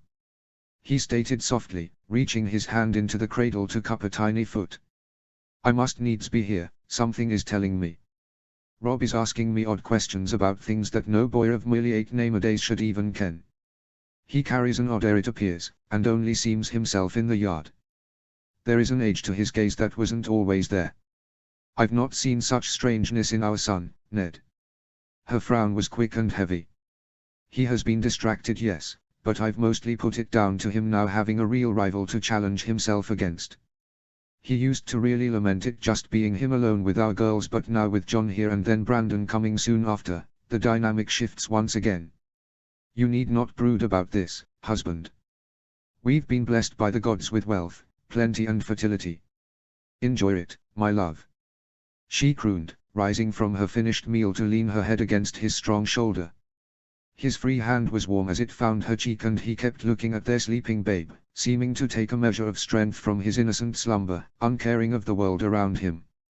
I've not come here tonight to bring only ill news, Cat. He grumbled in mock consternation, his hand now an anchor around her waist. Mormont has sent a rider in the night bearing his response. He's agreed. You worry it is an overstep, and too much of a direct challenge to the throne. Just so. The lords will be told in the coming days, but you, my wife, I felt deserved to hear it from me. He wasn't wrong. She had argued like a fishwife, she hates that term, against his latest endeavor, especially after the overtures the North had made with Yeti and the ensuing icy acknowledgement from the regent in the South. The chill emanating from the letter penned by the Master of Laws was glacial, and the threatening tone was palpable. For Winterfell to negotiate the return of the new gift back to the control of the Starks was a direct attack on Targaryen supremacy. I cannot understand how Ned doesn't see this. I can hear your displeasure, but I don't regret it. Her husband said to the room, his words heavy with tiredness. It was an old fight at this point. My father and his before him going back generations knew that it was not merely a boon to the Watch but more importantly a reminder to the North of Targaryen power and our helplessness before their whims. The Watch looks north, and the new gift was bound to fall to neglect. And as many knew when the good Queen, his derision was harsh here, bequeathed it, it soon was. We in Winterfell don't deal with them, but to the northernmost seats, the disuse of the new gift is a direct threat to their stability and safety due to wilderling attacks. The Watch cannot support the lords there, and the raids wore them down, until the small folk fled and the lords died out. The North was weakened by their mercurial wants, and me taking it back with the intent and resources to rebuild and strengthen it is just righting an old wrong. The North is my priority, not pleasing political games played by self-involved inbreds. There was nothing more to say that had not already been said. He thought strengthening the North was protecting it. And she felt it would be more likely to rouse the wrath of the South against them. Well, husband, I'm pleased that your ancestors can now be certain that such a wrong has been corrected. Our disagreement serves nothing now, as what's done is done. She uttered softly, taking him by his arm and tugging him towards her bed. He let her, something close to a sneer on his face as he accepted her terms of surrender. A Stark besting a Tully in an argument. The Godswood and September must be visited on the nonce to give thanks for the efforts of both, surely. She debated between swatting him and kissing him. She did neither, choosing to push him onto the bed and attacked the laces of her gown instead. Ned. Winterfell. It was always a pleasant morning when one woke up to the cooing of a babe in the loose embrace of a beloved wife, the rays of the dim northern sun burnishing the room. He gently extracted himself from her soft, freckled arms and swinging his legs to the cool stone floor, padded over to the cradle, smiling at his son's tully blue eyes as he wiggled himself onto his belly and made to pull himself to his knees. He picked the boy up, breathing in that milky scent as he did so, only to turn around as his wife muttered and swatted her arm at the space he'd vacated in her bed, a frown worthy of the blackfish forming between her red brows as she registered his absence. Ned. She called out hoarsely, her eyes still half closed in sleep. I'm here, my love. He reassured her as he sat back down on the bed and placed their youngest between them, the boy all too happy to root around in the warm furs his mother favored for the northern air. She groaned aloud when she felt the small hands tugging on her hair, and those eyes opened blearily, a cerulean blue sliver of exasperation and love as she glared at him. Try we are here, husband, for you did not come back to bed alone. He leaned over to drop a tender kiss on both her and the babe's crowns, as he reached for a tunic and breeches. Nor to stay, my love. I do mean to visit the Godswood and give thanks for the return of the gift, and maybe I'll be given some wisdom in how to divide out the bounty of this land. A portion must go to the Umbers, for it was part of their lands when it was taken originally, and what I do for the Umbers I must consider for the Carstarks, or Ricard will never cease prattling about it. Which then brings the Boltons into the fray, as those two houses have loathed each other for millennia. But I will not leave you at the mercy of this toothy wolf, my lady. I'll see him to the Nari woman so she can break his fast. His wife groaned as he plucked their boy from her arms and hoisted him into the cradle of his arm. Nee-eed. Her name is Nella. She screeched in a whine worthy of Sansa as she flipped onto her stomach, an enticing jiggle to her rear that had him wishing the imminent start of the day could stall for a bit longer. His son secure in his arms, he opened the door and saw himself out. The clanswoman was awaiting at the end of the family quarters, and Bran crowed as soon as he saw her, his gummy mouth wide in a smile worthy of his namesake. She took him with a happy grunt and Ned gave her his thanks as he patted the boy's head and continued on his way, taking care to use the shadowed paths outside to garner as little attention as possible. When he did make the Godswood, he wasted no time in divesting himself of his clothes and diving into the warm water after placing the garments on a discarded oaken log. He couldn't help himself, pushing himself through the dark water until he couldn't see the light from the sun breaking the surface. He felt the roots of some tree brush his hands and then nothing, just an empty space in the water afore him, before he turned himself and began kicking for the surface. This was how a not quite teenage Brandon had dared him to try and touch the bottom, and they had taught Lyanna and Benjen the same thing, but none had ever successfully touched the bed of the pools. It was just too deep. When he broke the surface of the steaming water, his skin pebbled immediately in the cold air, but he didn't mind. Instead, he reached for the sliver of soap that he had nicked from the washroom on his way out and began scrubbing himself, making sure to get his ears and arse as old Nan had taught him as a boy before he dove deep again, rinsing his suds off in the deep darkness. For a second time he ascended to the sunlight, and this time he pulled himself from the water, leaving the water behind. It was when he reached for his discarded clothes that he realized something was wrong. The log that he had assumed was oaken, was actually bone-white and smooth, not gnarled. This was weirwood. But weirwood does not break. His clothes forgotten, he walked around it now, looking for where the cut was. It was a large piece of wood, almost 5 feet in length and 2 hands span across. Nothing caught his eye, no place of hewing or hacking. And none would dare bring an axe to the heart tree of Winterfell. To do so, would mean courting the wrath of the Lord of Winterfell. He looked at the tree itself now, and while there was a place that he felt it may have been, there was no sign of removal. But weirwood does not break. He pulled his clothes on hurriedly then, debating on calling for Trickle or seeking out old Nan, but his decision was taken from him. A woman's blood-curdling scream cleaved the air and he turned and ran for the castle proper. Upon making the courtyard he saw Martin Castle at his brother's side, Sir Roderick already ordering the guardsmen to search out the source. Ned headed that way, the men bowing deferentially as he did before he was arrested by his wife's bellowing of his name. His heart lodged in his throat as he started running towards the keep, his feet moving with a speed he'd not approached since his days of the rebellion. When he made it to the family quarters, he found it crowded with guards, his daughters fearful in the hall and Nan doing her best to comfort them. A nursery servant was collapsed on the floor, another maid waving smelling salts under her nose in efforts to wake her. He stepped around them to get to his girls, pulling them closer for the sake of his racing heart. He checked them over for wounds, hurts, anything, but they were unharmed, simply scared. Murmuring low words to Nan and Nella, he stood and moved towards the room his son and nephew insisted they would share, his heartbeat thudding in his ears. He heard but ignored the sounds of the women ushering the 2 girls down the corridor towards the great hall, warm words and soft pats trying to distract them from their mother's terror and their father's anxiety. He smelled it before he passed the threshold of the doorway. The brassy punch of blood in the air, and beside it somehow the dull earthy flatness of mud. Once in the room he saw the grey-robed form of Mayor Stillowin huddled over Rob's bed, the cloth stained with blood on the sleeves and chest. Caitlin was beside him, her hair tousled, and her face hidden in their son's thin chest. She was sobbing, her body shaking with the force of them. He looked to his nephew's bed and saw the massive figure of Sir Menlik cradling Jon in his arms, a personal grief in his voice as he called the boy's name. His sister's son was covered in blood from his mouth to his chest, and his gaze swam dully in eyes that focused on nothing. In the space between the beds was a small knife, the hilt sticky with blood and the blade running with it.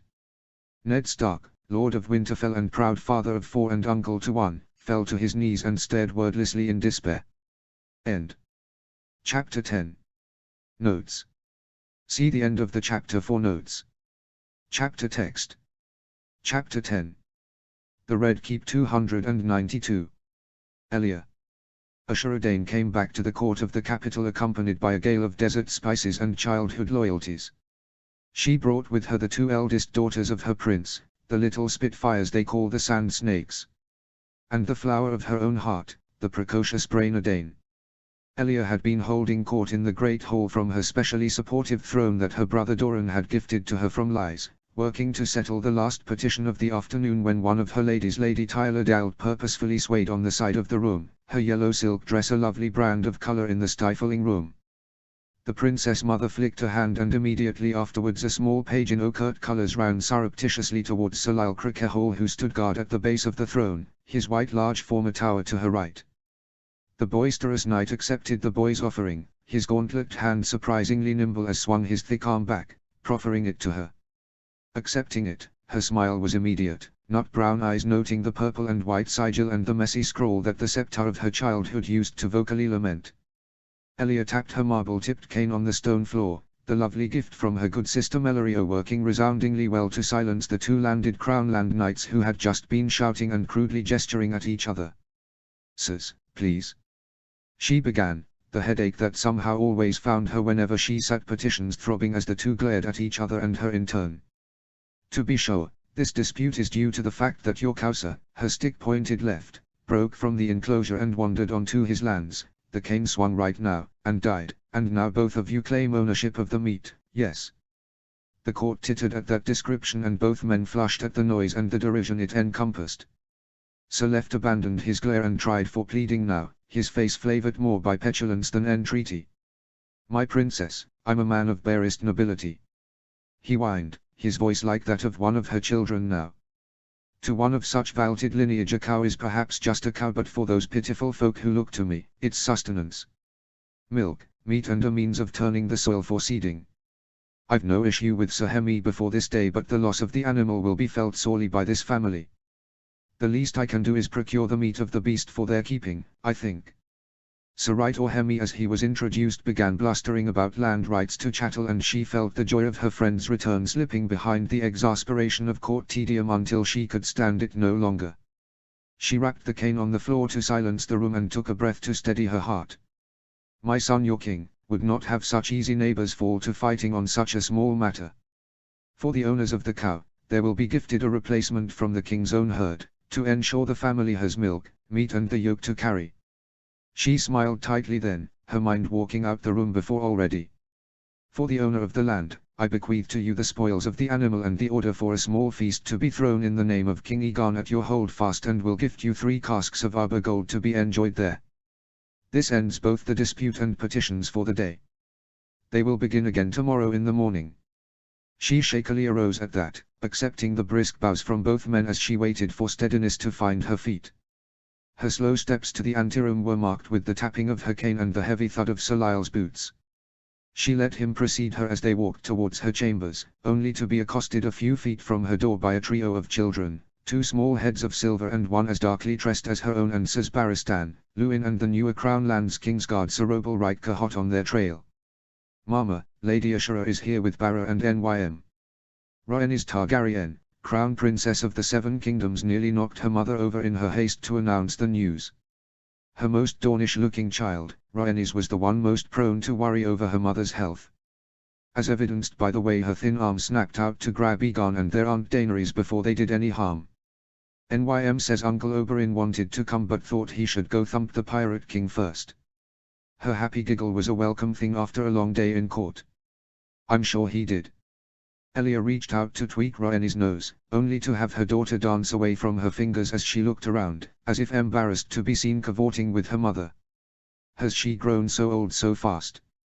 Egon and Dany laughed at the play before her son remembered the fact that Balon's rebellion was a direct attack on his kingship. I should be with Uncle Oberyn, he declared with Doran's glower on his small face. I'm the king and the king should lead all the fights. Right, Sir Lyle? He asked, an unsure cut to his frown.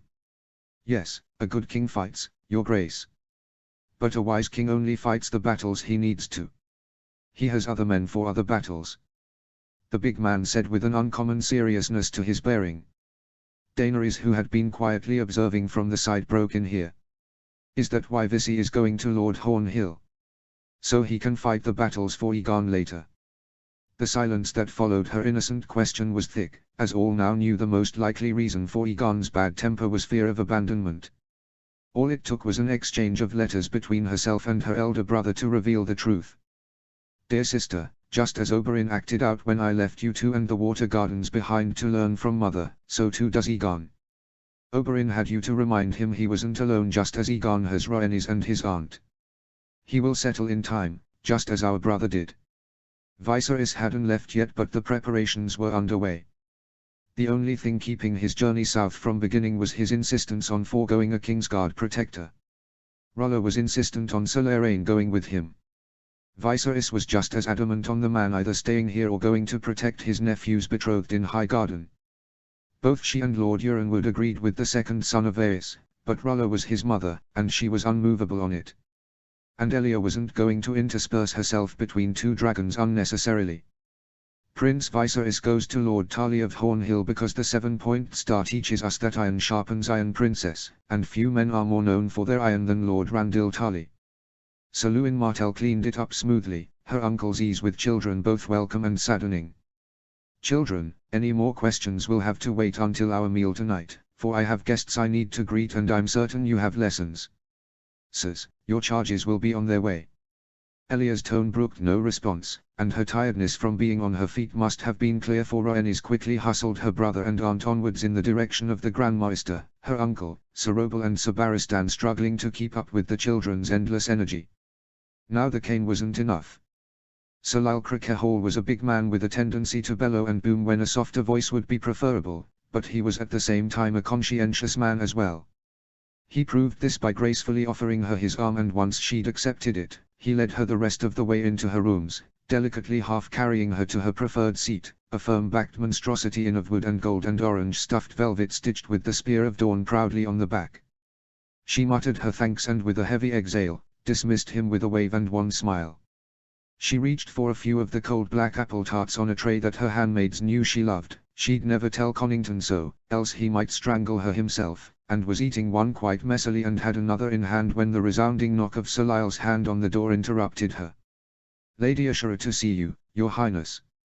He boomed through the heavy door, her ears wincing at his volume. She hastily wiped her face with a cloth and sipped from a cup of room-temperature water before she welcomed her in. Even as she did in their shared days of youth, Lady Usurper didn't simply walk into a room. She floated in, her purple eyes flashing with some secret pleasures that only she knew of. Those unique Dane eyes were what a much younger Elia imagined the gaze of the Dragon Lords might be like, only for the truth to be much more unsettling. The men and women of House Targaryen looked out at the world with crimson eyes, and too often their brightness was one born of the erratic whim of fire. Fire consumes, and when Brandon Stark and his companions thundered into the courtyard of the Red Keep whilst baying for the Crown Prince, she'd known it would end only in blood. She'd sent her best friend, her most loyal aide, back home that very night, fearing the babe and the woman who carried it might fall on the wrong side of the dragon's eye. And now she returned in a whirl of sheer silks and smiles. My princess. Usurper had always been taller than Elia, the two mirror opposites of one another in look and temperament. She towered over Elia now, her purple dress swaying as she clasped the thin fingers of the still-seated princess mother. Elia had always tended toward skinny, slender is more befitting a princess of Dawn. A voice like her mother's hissed at her, where Usurper had been blessed with curves like a bottle of Dornish red. More than one Dornish lordling had covertly whispered, for fear of her famed brother's sharp ears and his sharper sword. Usurper swept a beautiful curtsy to her childhood friend, and when her hair of raven black moved, it did so with an air that held the spices of home, the spicy citrus of blood oranges and the sweet burn of desert lilies. Elia just breathed it all in, her eyes itching suddenly for want of home and simpler days, before she squeezed the soft hands of her friend and raised her up, extending an arm towards the seat a mere step away. Ulrich pressed me to stay in Starfall, some nonsense about unsafe roads in times of war. Usurper huffed as she gracefully settled into the chair.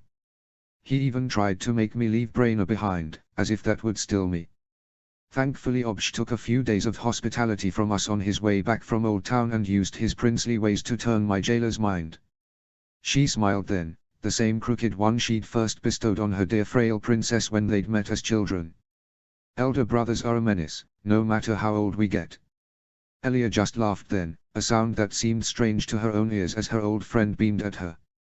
We've not seen each other in years, and the first time we do, you're complaining about Lord Ulrich once again, just as you used to in the gardens. She chuckled happily, a bittersweet ache to her chest as she looked on her friend once again. An inky brow arched on an alabaster face as Usurper raised her bared shoulders in a pretty shrug. If he's yet to take the stick from his ass in all these years, how can I be blamed for regaling those who know him of his tendency to sweep the rushes with said broom? Her sarcastic, vulgar drawl was at odds with the flawless face it sprang from, drawing more helpless laughter from the princess mother. Enough Usurper, please enough. Elia choked out between her gasping huffs. Her chest and stomach hurt from the weight of her friend's humours. You mentioned Braina is here, yes. Where is this child you've written so proudly of, in all your letters? Usurper's chuckle was a weary thing, accompanied by a frown between her brows that formed too easily, an age to it that told Elia the struggle was an old one. I love my Bray, my princess, for she's the joy of Starfall, even if my starchy brother would never admit it so, but the blood of her father runs strong in her and the sun makes her ripen like a corpse at times. Her frown was a thing of long suffering, even as she reached for one of the tarts on the table. Ulrich has the servants give her 3 baths a day, for she sweats like a sow in the sun. Your little brother is too polite to say anything, but I know his Sarala looked askance at Braina more than once on the trip here. I had the handmaids bustle her off for a bath as soon as we were given rooms, for she had the flies singing and I'd not have you first meet her smelling very much like an onion. Elia could do nothing but clap her hands over her mouth, a helpless captive to the mirth she tried to tamp down. Ashura noticed and shrugged indelicately, a hard edge to her chewing as her own eyes shone with something like amusement. "Laugh, Elia, for it is funny," she ordered, her smile toothy and white. "My beloved little onion will be fit to see you after she's been bathed and oiled for the day. I expect with this humid heat she'll require 4 more dunking before bed lest she curl the nose hairs of the Grand Maester." At this Elia had to grasp her friend's hand as she laughed until her stomach cramped, a pained wheeze to the exercise. Ashura soon joined her, her rich smooth laugh cresting a wave of nostalgia for her, the sound of nights spent beneath shared covers where secrets and dreams were whispered and traded between the two. It was into this scene of merriment that the Red Viper interposed himself, sweeping through the door without bothering with an introduction. "I put the children to rest and then come and walk into a childhood memory, with my beautiful sister and her lovely friend once more laughing at something none of the rest of us understand." Her heart swelling with joy, she released her friend's hand and made to rise, hand reaching for her cane only for her baby brother to beat her there, taking to his knees beside her and giving her a warm yet careful hug. "Nymeria said you weren't coming," she wept into his chest, her arms tight around his waist. "The girl lies exceedingly well.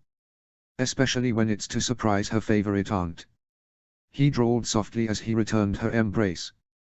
He smelled of the road and sun, but more importantly the smelt of home. Of sandalwood and expensive oils and perfumes. She reached a trembling hand to his face as she leaned back and saw the glistening viper's eyes that he held her affixed with. He caught her hand and kissed the palm softly, his large, calloused hands gentle in their menstruations. Ever gentle her obsh was when it came to her, and fierce was his regard for her care and wants. "How are you, my sweet sister?"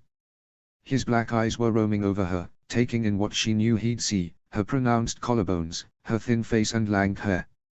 He frowned, their father's look on his face as he perused the cane stood up against her chair. "Uncle Lewin told us you were hoping to put this aside eventually," he asked softly, as he lifted it in his hands, trying its heft and balance. She took it from him and placed it back where he'd taken it from, eyes rolling even as her lips curved in a crooked smile. "As did I, yet I find the need for it to keep me from stumbling around this ugly castle, brother beloved," she chided sweetly, her hand squeezing his own. "My pride made that declaration, and my humility helps me stand despite it. Melorio did me well in gifting this.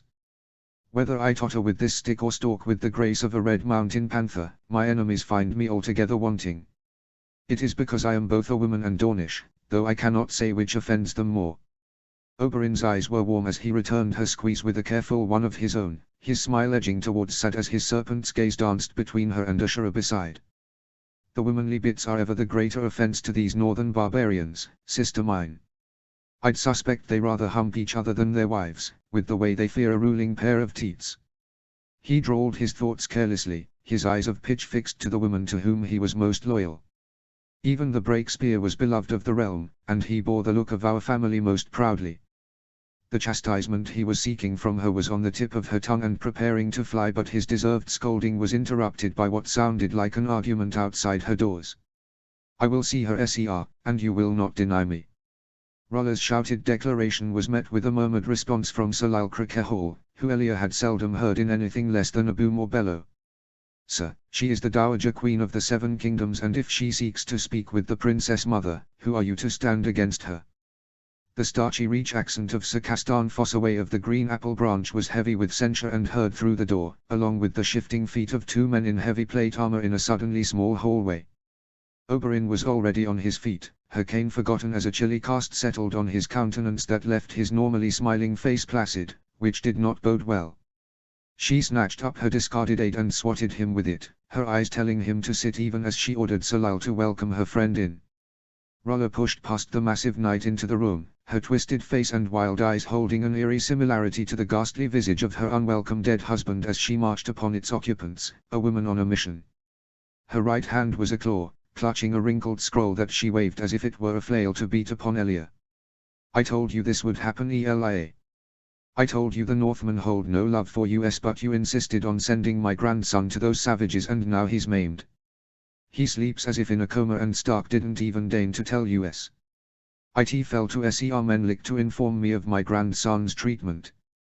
I will have him back, or the South will march, I swear it. She was panting at the end of her tirade, the three-headed dragon on her lace bodice heaving and white hair askew as if she'd come running once she'd gotten the news. Mayhap she had. I admire the fervor you hold for family, my queen, but as the regent of these 7 kingdoms, I must insist on reading the latest report from Ser Menlik before I commit to war with both the Iron Islands and the North. Elia's cool tone was like a shock of water to the dowager, for she seemed to understand the discomforting scene she'd wrought through the halls with her impassioned rage. Her claws relaxed back into hands, as she handed the parchment to Elia and took a gusty breath. She slid her ringed hands down her front, a nervous smoothing of her dress that seemed to give her a moment to gather herself before she nodded out a terse greeting to Usurper and Oberyn. They responded politely, understanding that the normal niceties of court would be unwelcome on this day, but their eyes were soon fastened back on the letter Elia was perusing. Elia scanned the letter, her stomach swooping first in confusion, then horror and finally relief as the Vale Knight's words ended the report on a hopeful note. Maester Lewin of Winterfell has confirmed that the boy has somehow been maimed, but he's otherwise unharmed and will likely awaken when his vigor allows it. Usurper's sigh is audible, as well as Oberyn's snort. He's not wasting away on his sickbed, he's not feverish, and most mysterious of all, he's not alone in his ailments. Robb Stark, the heir of Winterfell, is in similar straits, and seems to be sleeping until his vigor returns. Lord and Lady Stark and the other children are bereft at this turn of events, and Stark is ensuring a constant guard presence around the boys. She looked up from the paper, her frown softened by patience as she met the violet gaze of her good mother. I cannot call the banners for this ruler, she stated softly, trying to will understanding into the other women through their locked eyes.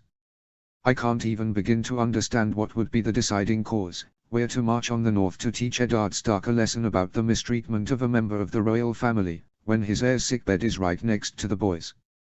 We cannot say who did this in the first place. Was it a Greyjoy plot to distract the north from their rebellion? Is it another from the south? Is it an infernal northern plot from a dissatisfied bannerman of Winterfell? There's too much unknown to allow ourselves to be roused and seek out more immediate foes for us to bleed upon. The elder woman growled at that, an ugly sound fit more for the dragon pit than the chambers of the regent. I know Rhaegar dishonored you. I know he endangered you. She spat, her white teeth sharp in her displeasure. But that boy, that child Jaehaerys, is my blood, as well as that of your own children's, and the blood of the dragon is never spilled lightly. If Stark hasn't learned that, it's for us to instruct him in his folly. I care not if he did not do this himself, I care not if his doggish whelp is sick beside my grandson, he oversaw his safety, and it happened under his watch.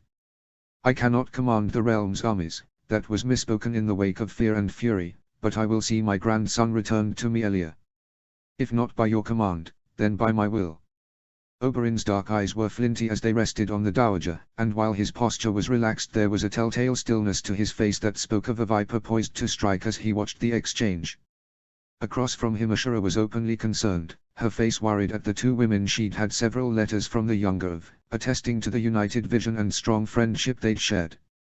Which was dancing on the edge of a blade, one woman concerned about the ongoing war in the west and the other affixed on the lonely shade of her eldest child.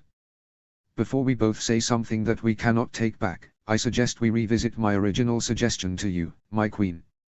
Elia said lightly, her easy words contradicted by her white-knuckled grip on the cane across her lap. This report is disturbing for truth, and we need a more present reminder to the north that they are still part of these 7 kingdoms. Take a progress, my queen, see your grandson with your own eyes and be assured of his safety. Rollo was unmoving in the face of Elia's ease, her jaw clenched as want and fear fought for control of her emotions. And what of Daenerys? As I told you before, she's never been without me for an extended period. I'll not leave without her. She stated bluntly, her red eyes nearly burning Elia in their intensity. She stays, as I said before. Elia was just as blunt in her response, her patience straining over old arguments. Especially now, when noble children are being mutilated by unknown forces. We cannot rightly send her into such a perilous environment. Elia. That Ruller was shouting again brought more shuffled footsteps from the king's guard in the hall, and a vein to Elia's forehead, but the renewed row was countermanded by the smooth drawl of Prince Oberyn Martell. I might have a workable compromise to suggest. Ruller turned her snarl on the son of one of her childhood friends, his overstep unwelcome, but she was beaten by the swat of the regent's cane against his knuckles. Shut up, Obj, this is crown business, not that of brothels and wine-sinks. She hissed after her wallop, the dowager agape to witness such behavior. Sister mine, hear my suggestion before you abuse me again is all I ask. He entreated, his hands spread, and out of reach, in a harmless shrug before he grabbed a goblet and decanter and poured as he spoke. Doran sent almost 500 spears with me, truthfully to reinforce the safety of the royal family should the Greyjoys try something unorthodox, but their presence now frees many of the dragon cloaks to escort the dowager and the princess north. Lady Dane was always planning to take her daughter to the lands of her father, now she can go with the dowager queen and keep company with the princess on the trip. It works out neatly for all parties, surely. The glare his sister sent him, and he pretended not to see, was a tangible thing that he could nearly feel, but he smiled at Ruller in support before he raised his goblet of Dornish red to his mouth. Ruller, we'll have to bring this to the small council before we finalize the progress, but it seems my younger brother has swayed me. We'll have both you and Princess Daenerys travel to Winterfell by sea, along with Lady Dane and 400 men of my uncle's choosing from the dragon cloaks. And my accommodating brother, Prince Oberyn Martell, will travel with you to ensure your safety himself. The sputter and cough that followed that declaration was a shock to her frayed nerves. Fin. Notes. Had this started months ago and struggled to get it here. Not my favorite, but a necessary step to greater things later. As usual, feedback is a must, so tell me what you think. Chapter 11. Notes. See the end of the chapter for notes. Chapter text. Chapter 11. Winterfell 292. Eddard. He found his wife in the same spot his mother once used to watch him and his siblings without them knowing, an alcove before the doorway outside the tower, her slim form covered in furs against the chilly air. She was watching them again, her delicate brow wrinkled with unease as she gazed down at the training yard from her shadowed space before the covered bridge spanning the walkway.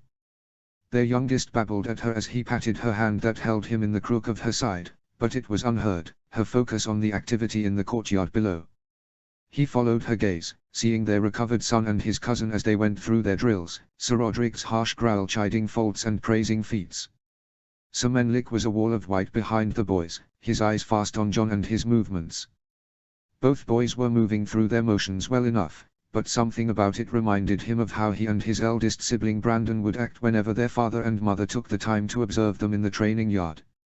They'd become more stilted in their swings and parries, more cognizant of the eyes of expectation judging them for every misstep or stumble.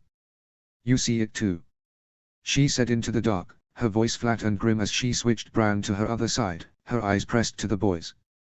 I've been watching them ever since the gods answered my prayers and opened their eyes weeks ago, and I tell you, Ned Stark, something is off with them. With our Rob especially. He felt the childish urge to ask how she knew it was him, but then her words pushed past that, and he swallowed it, finding that cold chill that had taken his heart when he'd first seen what had befallen the boys in his very halls, quicken again. Asterisk asterisk asterisk asterisk asterisk asterisk asterisk asterisk asterisk asterisk asterisk asterisk asterisk asterisk asterisk asterisk asterisk asterisk. He'd comported himself in a manner most unbefitting of a lord of Winterfell. Of a Stark. He'd set the guards to turn the keep inside out, his every glare a storm at their heels as each sought to find the one responsible for the maiming of two small children. 1. Their lord's very own. Servants were questioned, the winter town near ransacked by the zeal they'd taken for fear of his wrath. No space was left untouched. The rest of the children were kept under strict guard, with only those men handpicked by himself and Sir Roderick themselves trusted with them. The seat of the north was a bustling fortress with few peers, and for a week, it was silent as a tomb. Maids did their chores in silence, the kitchens were absent chatter, even Nan was muted. He'd even nearly come to blows with his bannerman, Lord Karstark, over this crime. Who did you bring into my castle? He'd seethed at the man, his hands fisted on the desk of his solar to keep from strangling the older man in his fury. There was no other explanation but some nefarious ploy to sneak someone into Winterfell by tagging along to a great lord's train. There'd be answers for this. Someone would come to rue their ambitions. Ricard Karstark had never lacked for nerve, and he was quick to take offense, gaining his feet and blustering about Southron notions of courtesy and other such nonsense, his grey-blue eyes fiery with indignation, until his liege lord swept around the desk and grabbed the man by his tunic and raised him clear off the ground and shook him, repeating his demands until Benjen pushed through the door and pulled his brother off the man, offering apologies to one and admonishments the other. Because you are my lord I stay my hand stark, and because you are my kin I stifle my wrath, but the honor of House Karstark is sullied. Lord Ricard spat, his grey-blue gaze hard with affronted pride, his sinewy arms crossed over his broad chest. I pray your boy recovers, but know that between us, the soil is soured, my lord. I am no fool lordling to welcome unknown faces and intents to my travelling train.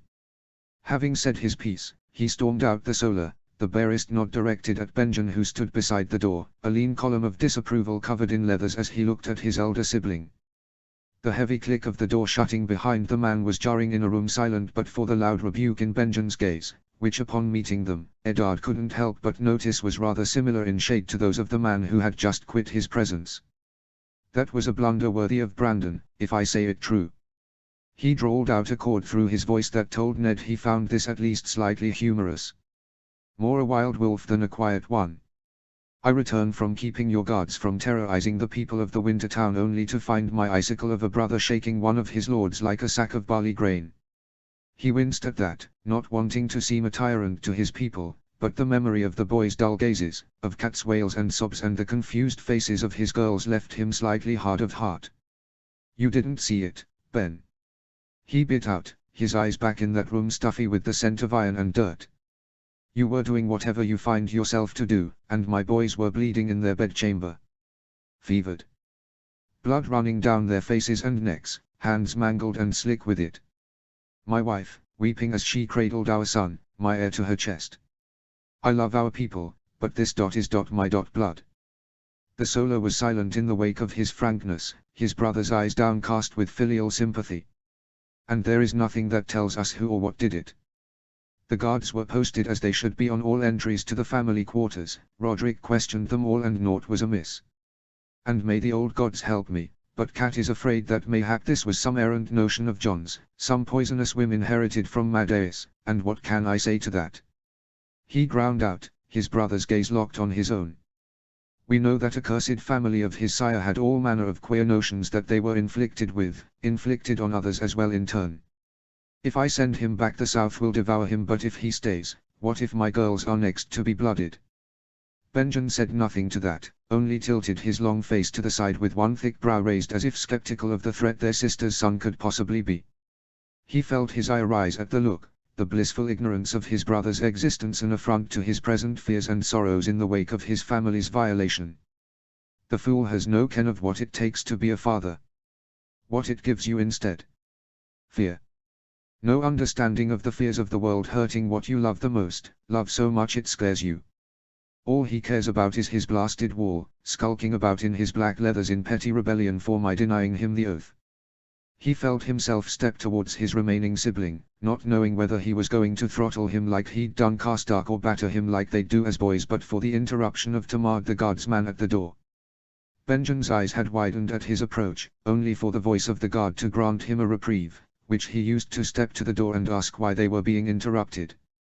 "Milord, 'tis the Nari woman," was the fast response, and the mentioned woman stepped forward with a neat bow.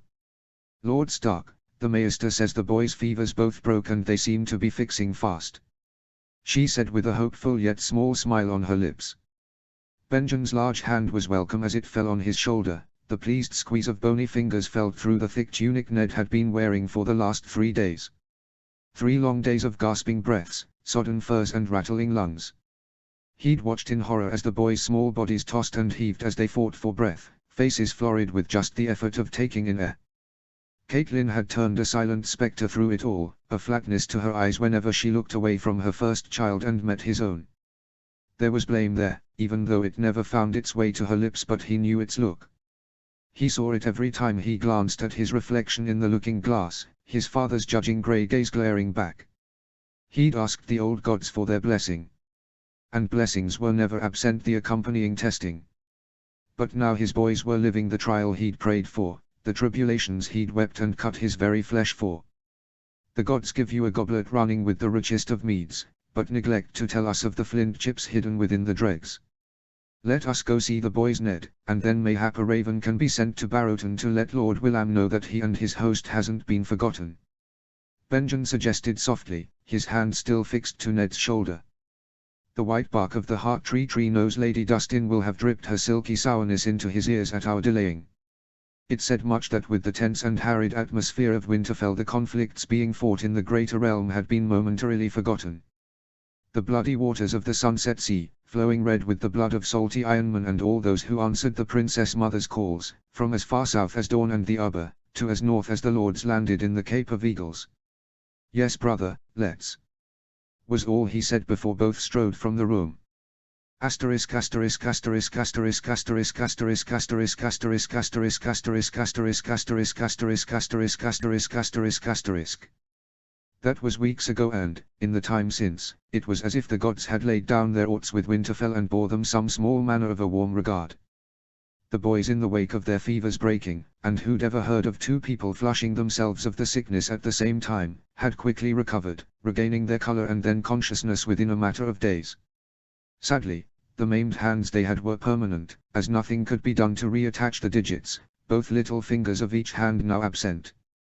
Each boy now only had 8 fingers in total, and nothing was forthcoming when he and his wife had asked each what had happened that horrific morning. When they asked John, he'd only looked fearful, first at them and then at Rob before shuttering himself within, regressing back into that silent little boy he'd been when they first welcomed him in, all those months ago. Rob was worse. His silence was sullen and obstinate, the bright blue eyes he'd taken from his mother shuttered against the soft questions from his parents, which escalated to firm asks to shouted demands, before Caitlin took Ned by the arm and forcibly pulled him from the room. "You will not glare it out of him, husband," she hissed after the door clicked shut behind them. "There's a bullishness born of a Tully in his eyes, and the clench of his little jaw and pushing against it will only enfirm his resolve." He didn't expect her to laugh, but she did, surprising him and she herself going by the flush that settled on her cheeks. "By the 7, he looks much like my uncle would after he had a row with my lord father." He took hold of her upper arms then, his head tilted down as he rested his forehead against hers. "Cat. I can't protect them if both are silent." He breathed out, stress and worry layering every word uttered. "It's been weeks and we still don't know just what spurred this madness that gripped our home. The girls are still scared and unsure of what's happened, and I mislike this silence. It is a heavy thing, to not feel safe in one's own hall." She pulled herself to him then, almost shocking him with the strength she brought to bear as she wrapped her arms around him, ignoring how he slightly stiffened at the very public display. "They are boys of nearly 8 name-a-days, Ned. Rob still acts as if the onions in a meat pie are worms snuck from the soil of the glass garden." She scoffed into his chest where her face was hidden. "They are clever boys, but surely, we are more than enough to outwit them. It's enough for me that they breathe and have healed enough to be so unruly. I'd ever rather this than see such youth so still and silent, with rattling breaths and unseeing eyes." She pulled away from him then, lifting to her toes to give him a peck on the lips before stepping back. "Let them think this battle is their victory.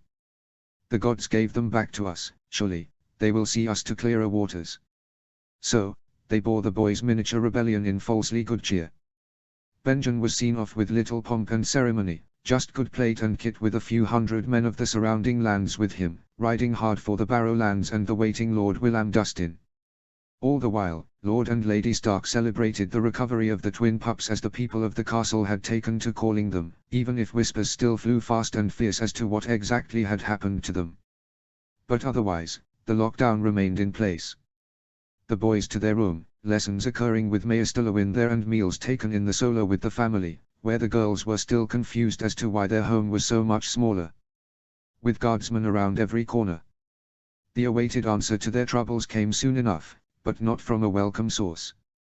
Ned had been in his wife's chambers with her, Bran safe in the cocoon of his parents' bed, rolling around and cooing at nothing, tirelessly fighting the sleep that dimmed his bright blue eyes, while the Warden of the North and his wife made silly faces at him and laughed at his resolute refusal to give in to slumber when there was a knock at the door.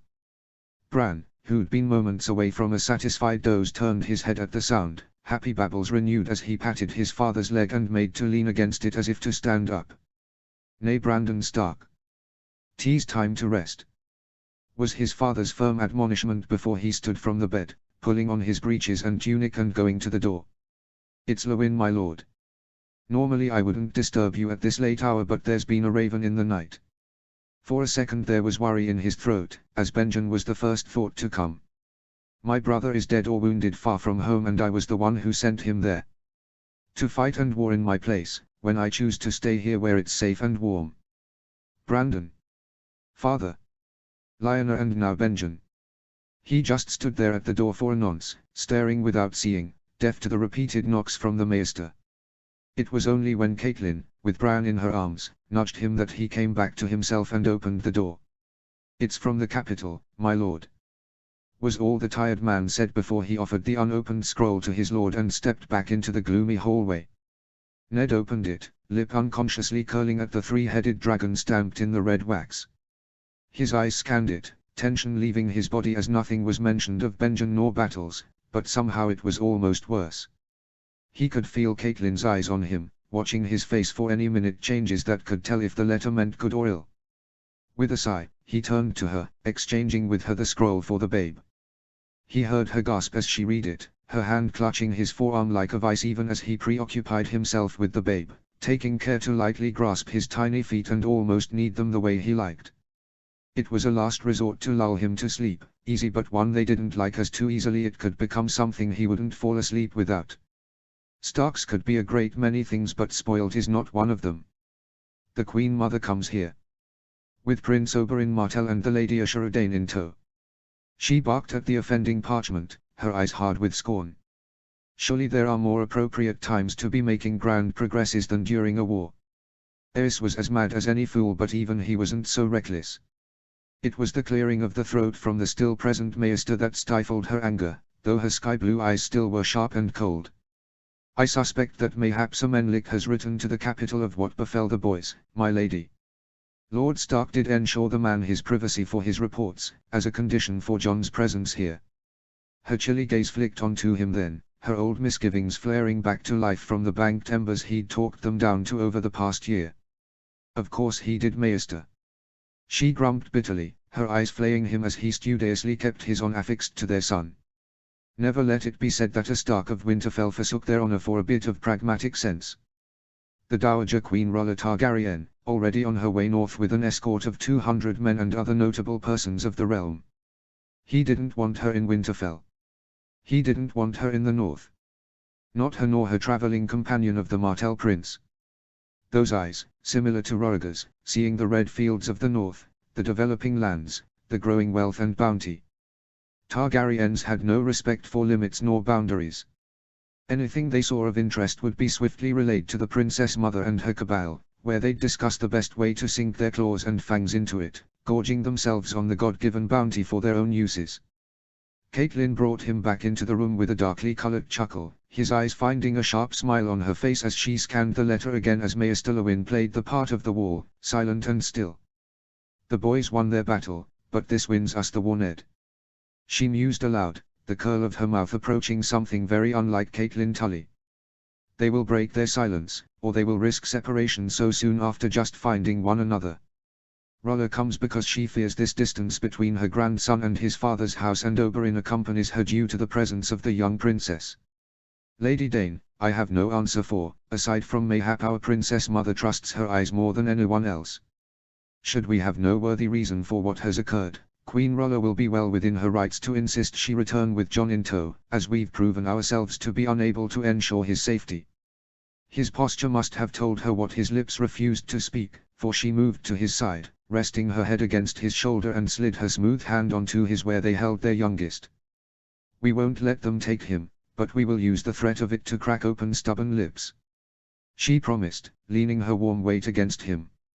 "I can suffer willful children. The Seven-Nose Arya has taught me that, but outright disobedience isn't something I have found a taste for yet."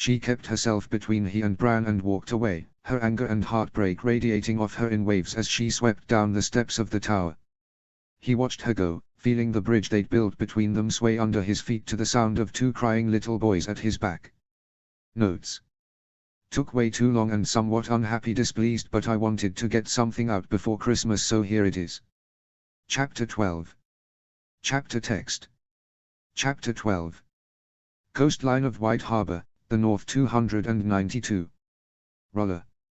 She had to acknowledge that northern coastline was queerly beautiful, and most importantly her Dany loved it, marveling at the upside-down colors of the land, its crimson grass and black bark trees that were visible even from the deck of the ship they journeyed on, her hands tight around the rails of the unimpressively named Dragon's Will as the most mysterious and isolated part of the realm drew ever closer.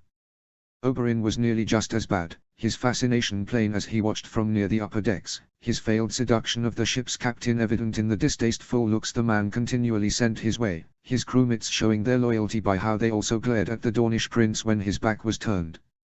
He'd promised his daughters that one day he'd bring them north himself, but as this was a royal progress, it'd be for the best if they remained in the capital to spend time with their aunt and her children, to keep them safe from any squid reavers. There had been stubborn pouts and suspiciously wet lashes on small faces when their small party had been seen off at the docks of King's Landing, but Oberyn himself smiled and tweaked noses as they boarded, his sharp smile warm as he waved at his sister in her litter. Elia had told her there was nothing her youngest sibling loved so much as a new experience, an adventure into the unknown, and as she'd watched him these past few weeks aboard, it was hard to deny the truth of those words. He was also astonishingly good with children, having been a patient hand with the shy Daenerys as she'd first stuck to her mother like one of the countless barnacles littering the side of the ship. Her darling girl was shy, most used to her mother and brother Viserys for company back at Dragonstone. So, he'd merely played his part at distracting the girl from missing her seasick mother Lady Ashura, playing at guessing games with Rhaena, testing her knowledge of the words of the Dornish houses, praising her when correct and guiding her lightly when in error, or showing her the workings of the ship and why each man had a different task to keep it gliding over the waters. He'd doubtlessly been aware of the curious eyes of the Targaryen princess upon those games and lessons, for as sure as rain in the Rainwood, he'd slowly moved north in his games, skipping the Reach and Stormlands and moved into the Crownlands proper. When Rhaena fumbled over the name of the Crownland noble house with the mace and crossed dagger sigil, she'd felt a small hand pull on her dress. She firmed her lips against a smile before looking down into her daughter's cherubic face. "Muna, I know this one," she said, her whisper as loud as a mummer on stage, her words clearly carrying over by the way Prince Oberyn's smile deepened. "Oh, you do you?" she asked, a raised brow the only change to her expression. "Why don't you go and help Rhaena with this one then? I'm sure she'd like the help." Dany's smile was blinding as she took off towards the pair, her faithful shadow in Sorobel of House Riker at her back and likely carrying a smile with him. The man was nearly of an age with Rolla herself, and the newest member of the illustrious order, having gained his position when Sir Merrick of White Harbor, a lesser cousin of House Marndale, turned down the invitation to bear the white cloak. Elia told her later that Lord Connington had been apoplectic with rage at the refusal, and while the rest of the small council too saw affront in the rejection, Lord Staunton had merely taken the opportunity to recommend his younger cousin by marriage to the spot, and it wasn't his worst idea. He was good with her daughter, artfully balancing the blade between protector and friend, and most importantly he was fierce with his mace in hand, the ease with which he swung it about the yard impressing many, including her own Viserys, to the point that he'd asked for one of his own before he left to Hornhill for his fosterage. Prince Oberyn and the Dane girl accepted her into their game with open arms, the prince playing up his astonishment at how easily the answers to the house game came to the princess, Dany even going so far as to shyly reach for the hand of Rhaena to swing their arms together as they played. Her face hurt from how hard she was smiling then, seeing a shade of her own childhood in how her Dany pressed herself closer to Rhaena and the slightly older girl allowing it, a memory of how she and Elia's very mother had been such fast friends, the indomitable Princess Lorza Martell. She would have been content to just watch the children enjoying one another when the presence of her own protector made itself known with something like a scoff and the kissing of teeth. Sir Castan of the Green Apple Fossoes was a handsome younger man of barely past 20 nowadays, with shining flaxen curls and deep hazel eyes, and by reputation one of the best knights the Reach has produced in years, but by the 7 he was a snob. His nose was ever raised, the nostrils thankfully plucked, but still, the disdain he held for many made him most unpleasant company, though he was smart enough to never turn his contempt directly on the royal family itself, just at times aimed solely at the company they kept. "Do you disapprove, sir?" She turned to face him as she asked, finding his lip curled with something like distaste. Under her violet gaze he shifted in his armor, a clattering of steel and chain that he always wore, even aboard a ship on the seas, which in her opinion was quite foolish, but protocols were to be maintained. "It's not for me to approve or disapprove, my queen. Only to protect," was his polite return, but the courtesy in his words was betrayed by the way he cut his eyes away from the playing trio, abhorrence evident in wrinkle of his aquiline nose. "And do you see threat and peril in the company my Daenerys is currently keeping?" She allowed a bit of dry mirth to seep into her words, eyes watching as the young knight furrowed his unlined brow. "They are children, sir. Enjoying making new friends in new places. Surely that is something to be celebrated, not decried." His metal-encased fingers tapped on the rail as he looked back at the children, consternation and unhappiness flitting across his fine features while Rolla looked on. "My queen, I carry no ill will for the Dornish girl, but that doesn't change the truth of her birth nor undo the unsuitability of her keeping company with a princess of the blood, the old king's very own daughter no less." He groused into the sea breeze, his tone wavering between apologetic and miffed under the heavy violet gaze of his charge. "She's a bastard, legitimized yes, but still born from the wrong side of the blanket, and your daughter the princess is the true-born blood of the dragon. I only say what many are too craven to say themselves, my queen." He was correct in that estimation of the court. Many looked askance at the numerous bastard daughters of Prince Oberyn and their closeness with their royal cousins, the familiarity they showed in their play and manner. It wasn't uncommon to see disdainful nobles watching the children at play with eyes that seeped antipathy at the place the sand snakes took at the royal children's sides, places seemingly more fit for their own little lordlings and ladies. None ever were bold enough to try and interject their offspring between the close-knit royals and sands, but the desire was evident, if the reward wasn't outdone by the risk. The only person mad enough to dare complain so far had been that blustering carrot of a man, Lord Connington, but he was easy enough to ignore, if one practiced at it diligently. And as ever, whenever that man pierced her thoughts, so did he come with memories of her firstborn son, her beloved boy Rhaegar. She didn't think she'd ever understand how her son was good friends with such an odious man, but her son was also a strange young man with stranger notions that even in the years after his death she finds he's still a mystery to her at times. How could he leave a woman as capable as Elia, just to run off with a woman-child who happened to be his very cousin's betrothed? How could he not imagine the reaction from the north? The Stormlands. His lunatic father. The volatility of her thoughts was matched by the roiling, white-foamed waves that roared before them, crashing upon the dull grey moors of the coast that the white city of the Merman sprang up from, a shining pearl brighter for the harsh shoreline that surrounded it. It irked her that it was so pretty, an untouched and unmowed jewel sat on the water. If that were King's Landing they'd have smelt it hours ago, the pasty-muck mix of too many bodies and not enough drains that made it smell as a swamp, though she herself had never seen one. "My queen, may I join you?" came the smooth, polite yet still somehow irritatingly brassy timbre of the second-born son of her girlhood friend. He was unsettling like his late mother in that way, asking while not actually waiting for permission. In her youth it ended Princess Lorza to her, a familiarity that was so different from the other nobles of the realm with its pushy and dancing on insolent courtesy. Aerys had always begrudged them for it, the spats between Lorza and the young heir to the throne often an occasion to gawk at. Only Joanna could settle both, her firmness suffocating the vitriol of Aerys and her wit dulling the acidity of Lorza. The golden lioness playing peacemaker between the serpent and the dragon. "And now all are bone and dust but me, quiet mousy Rolla. Stupid, useless Rolla. Sister whore.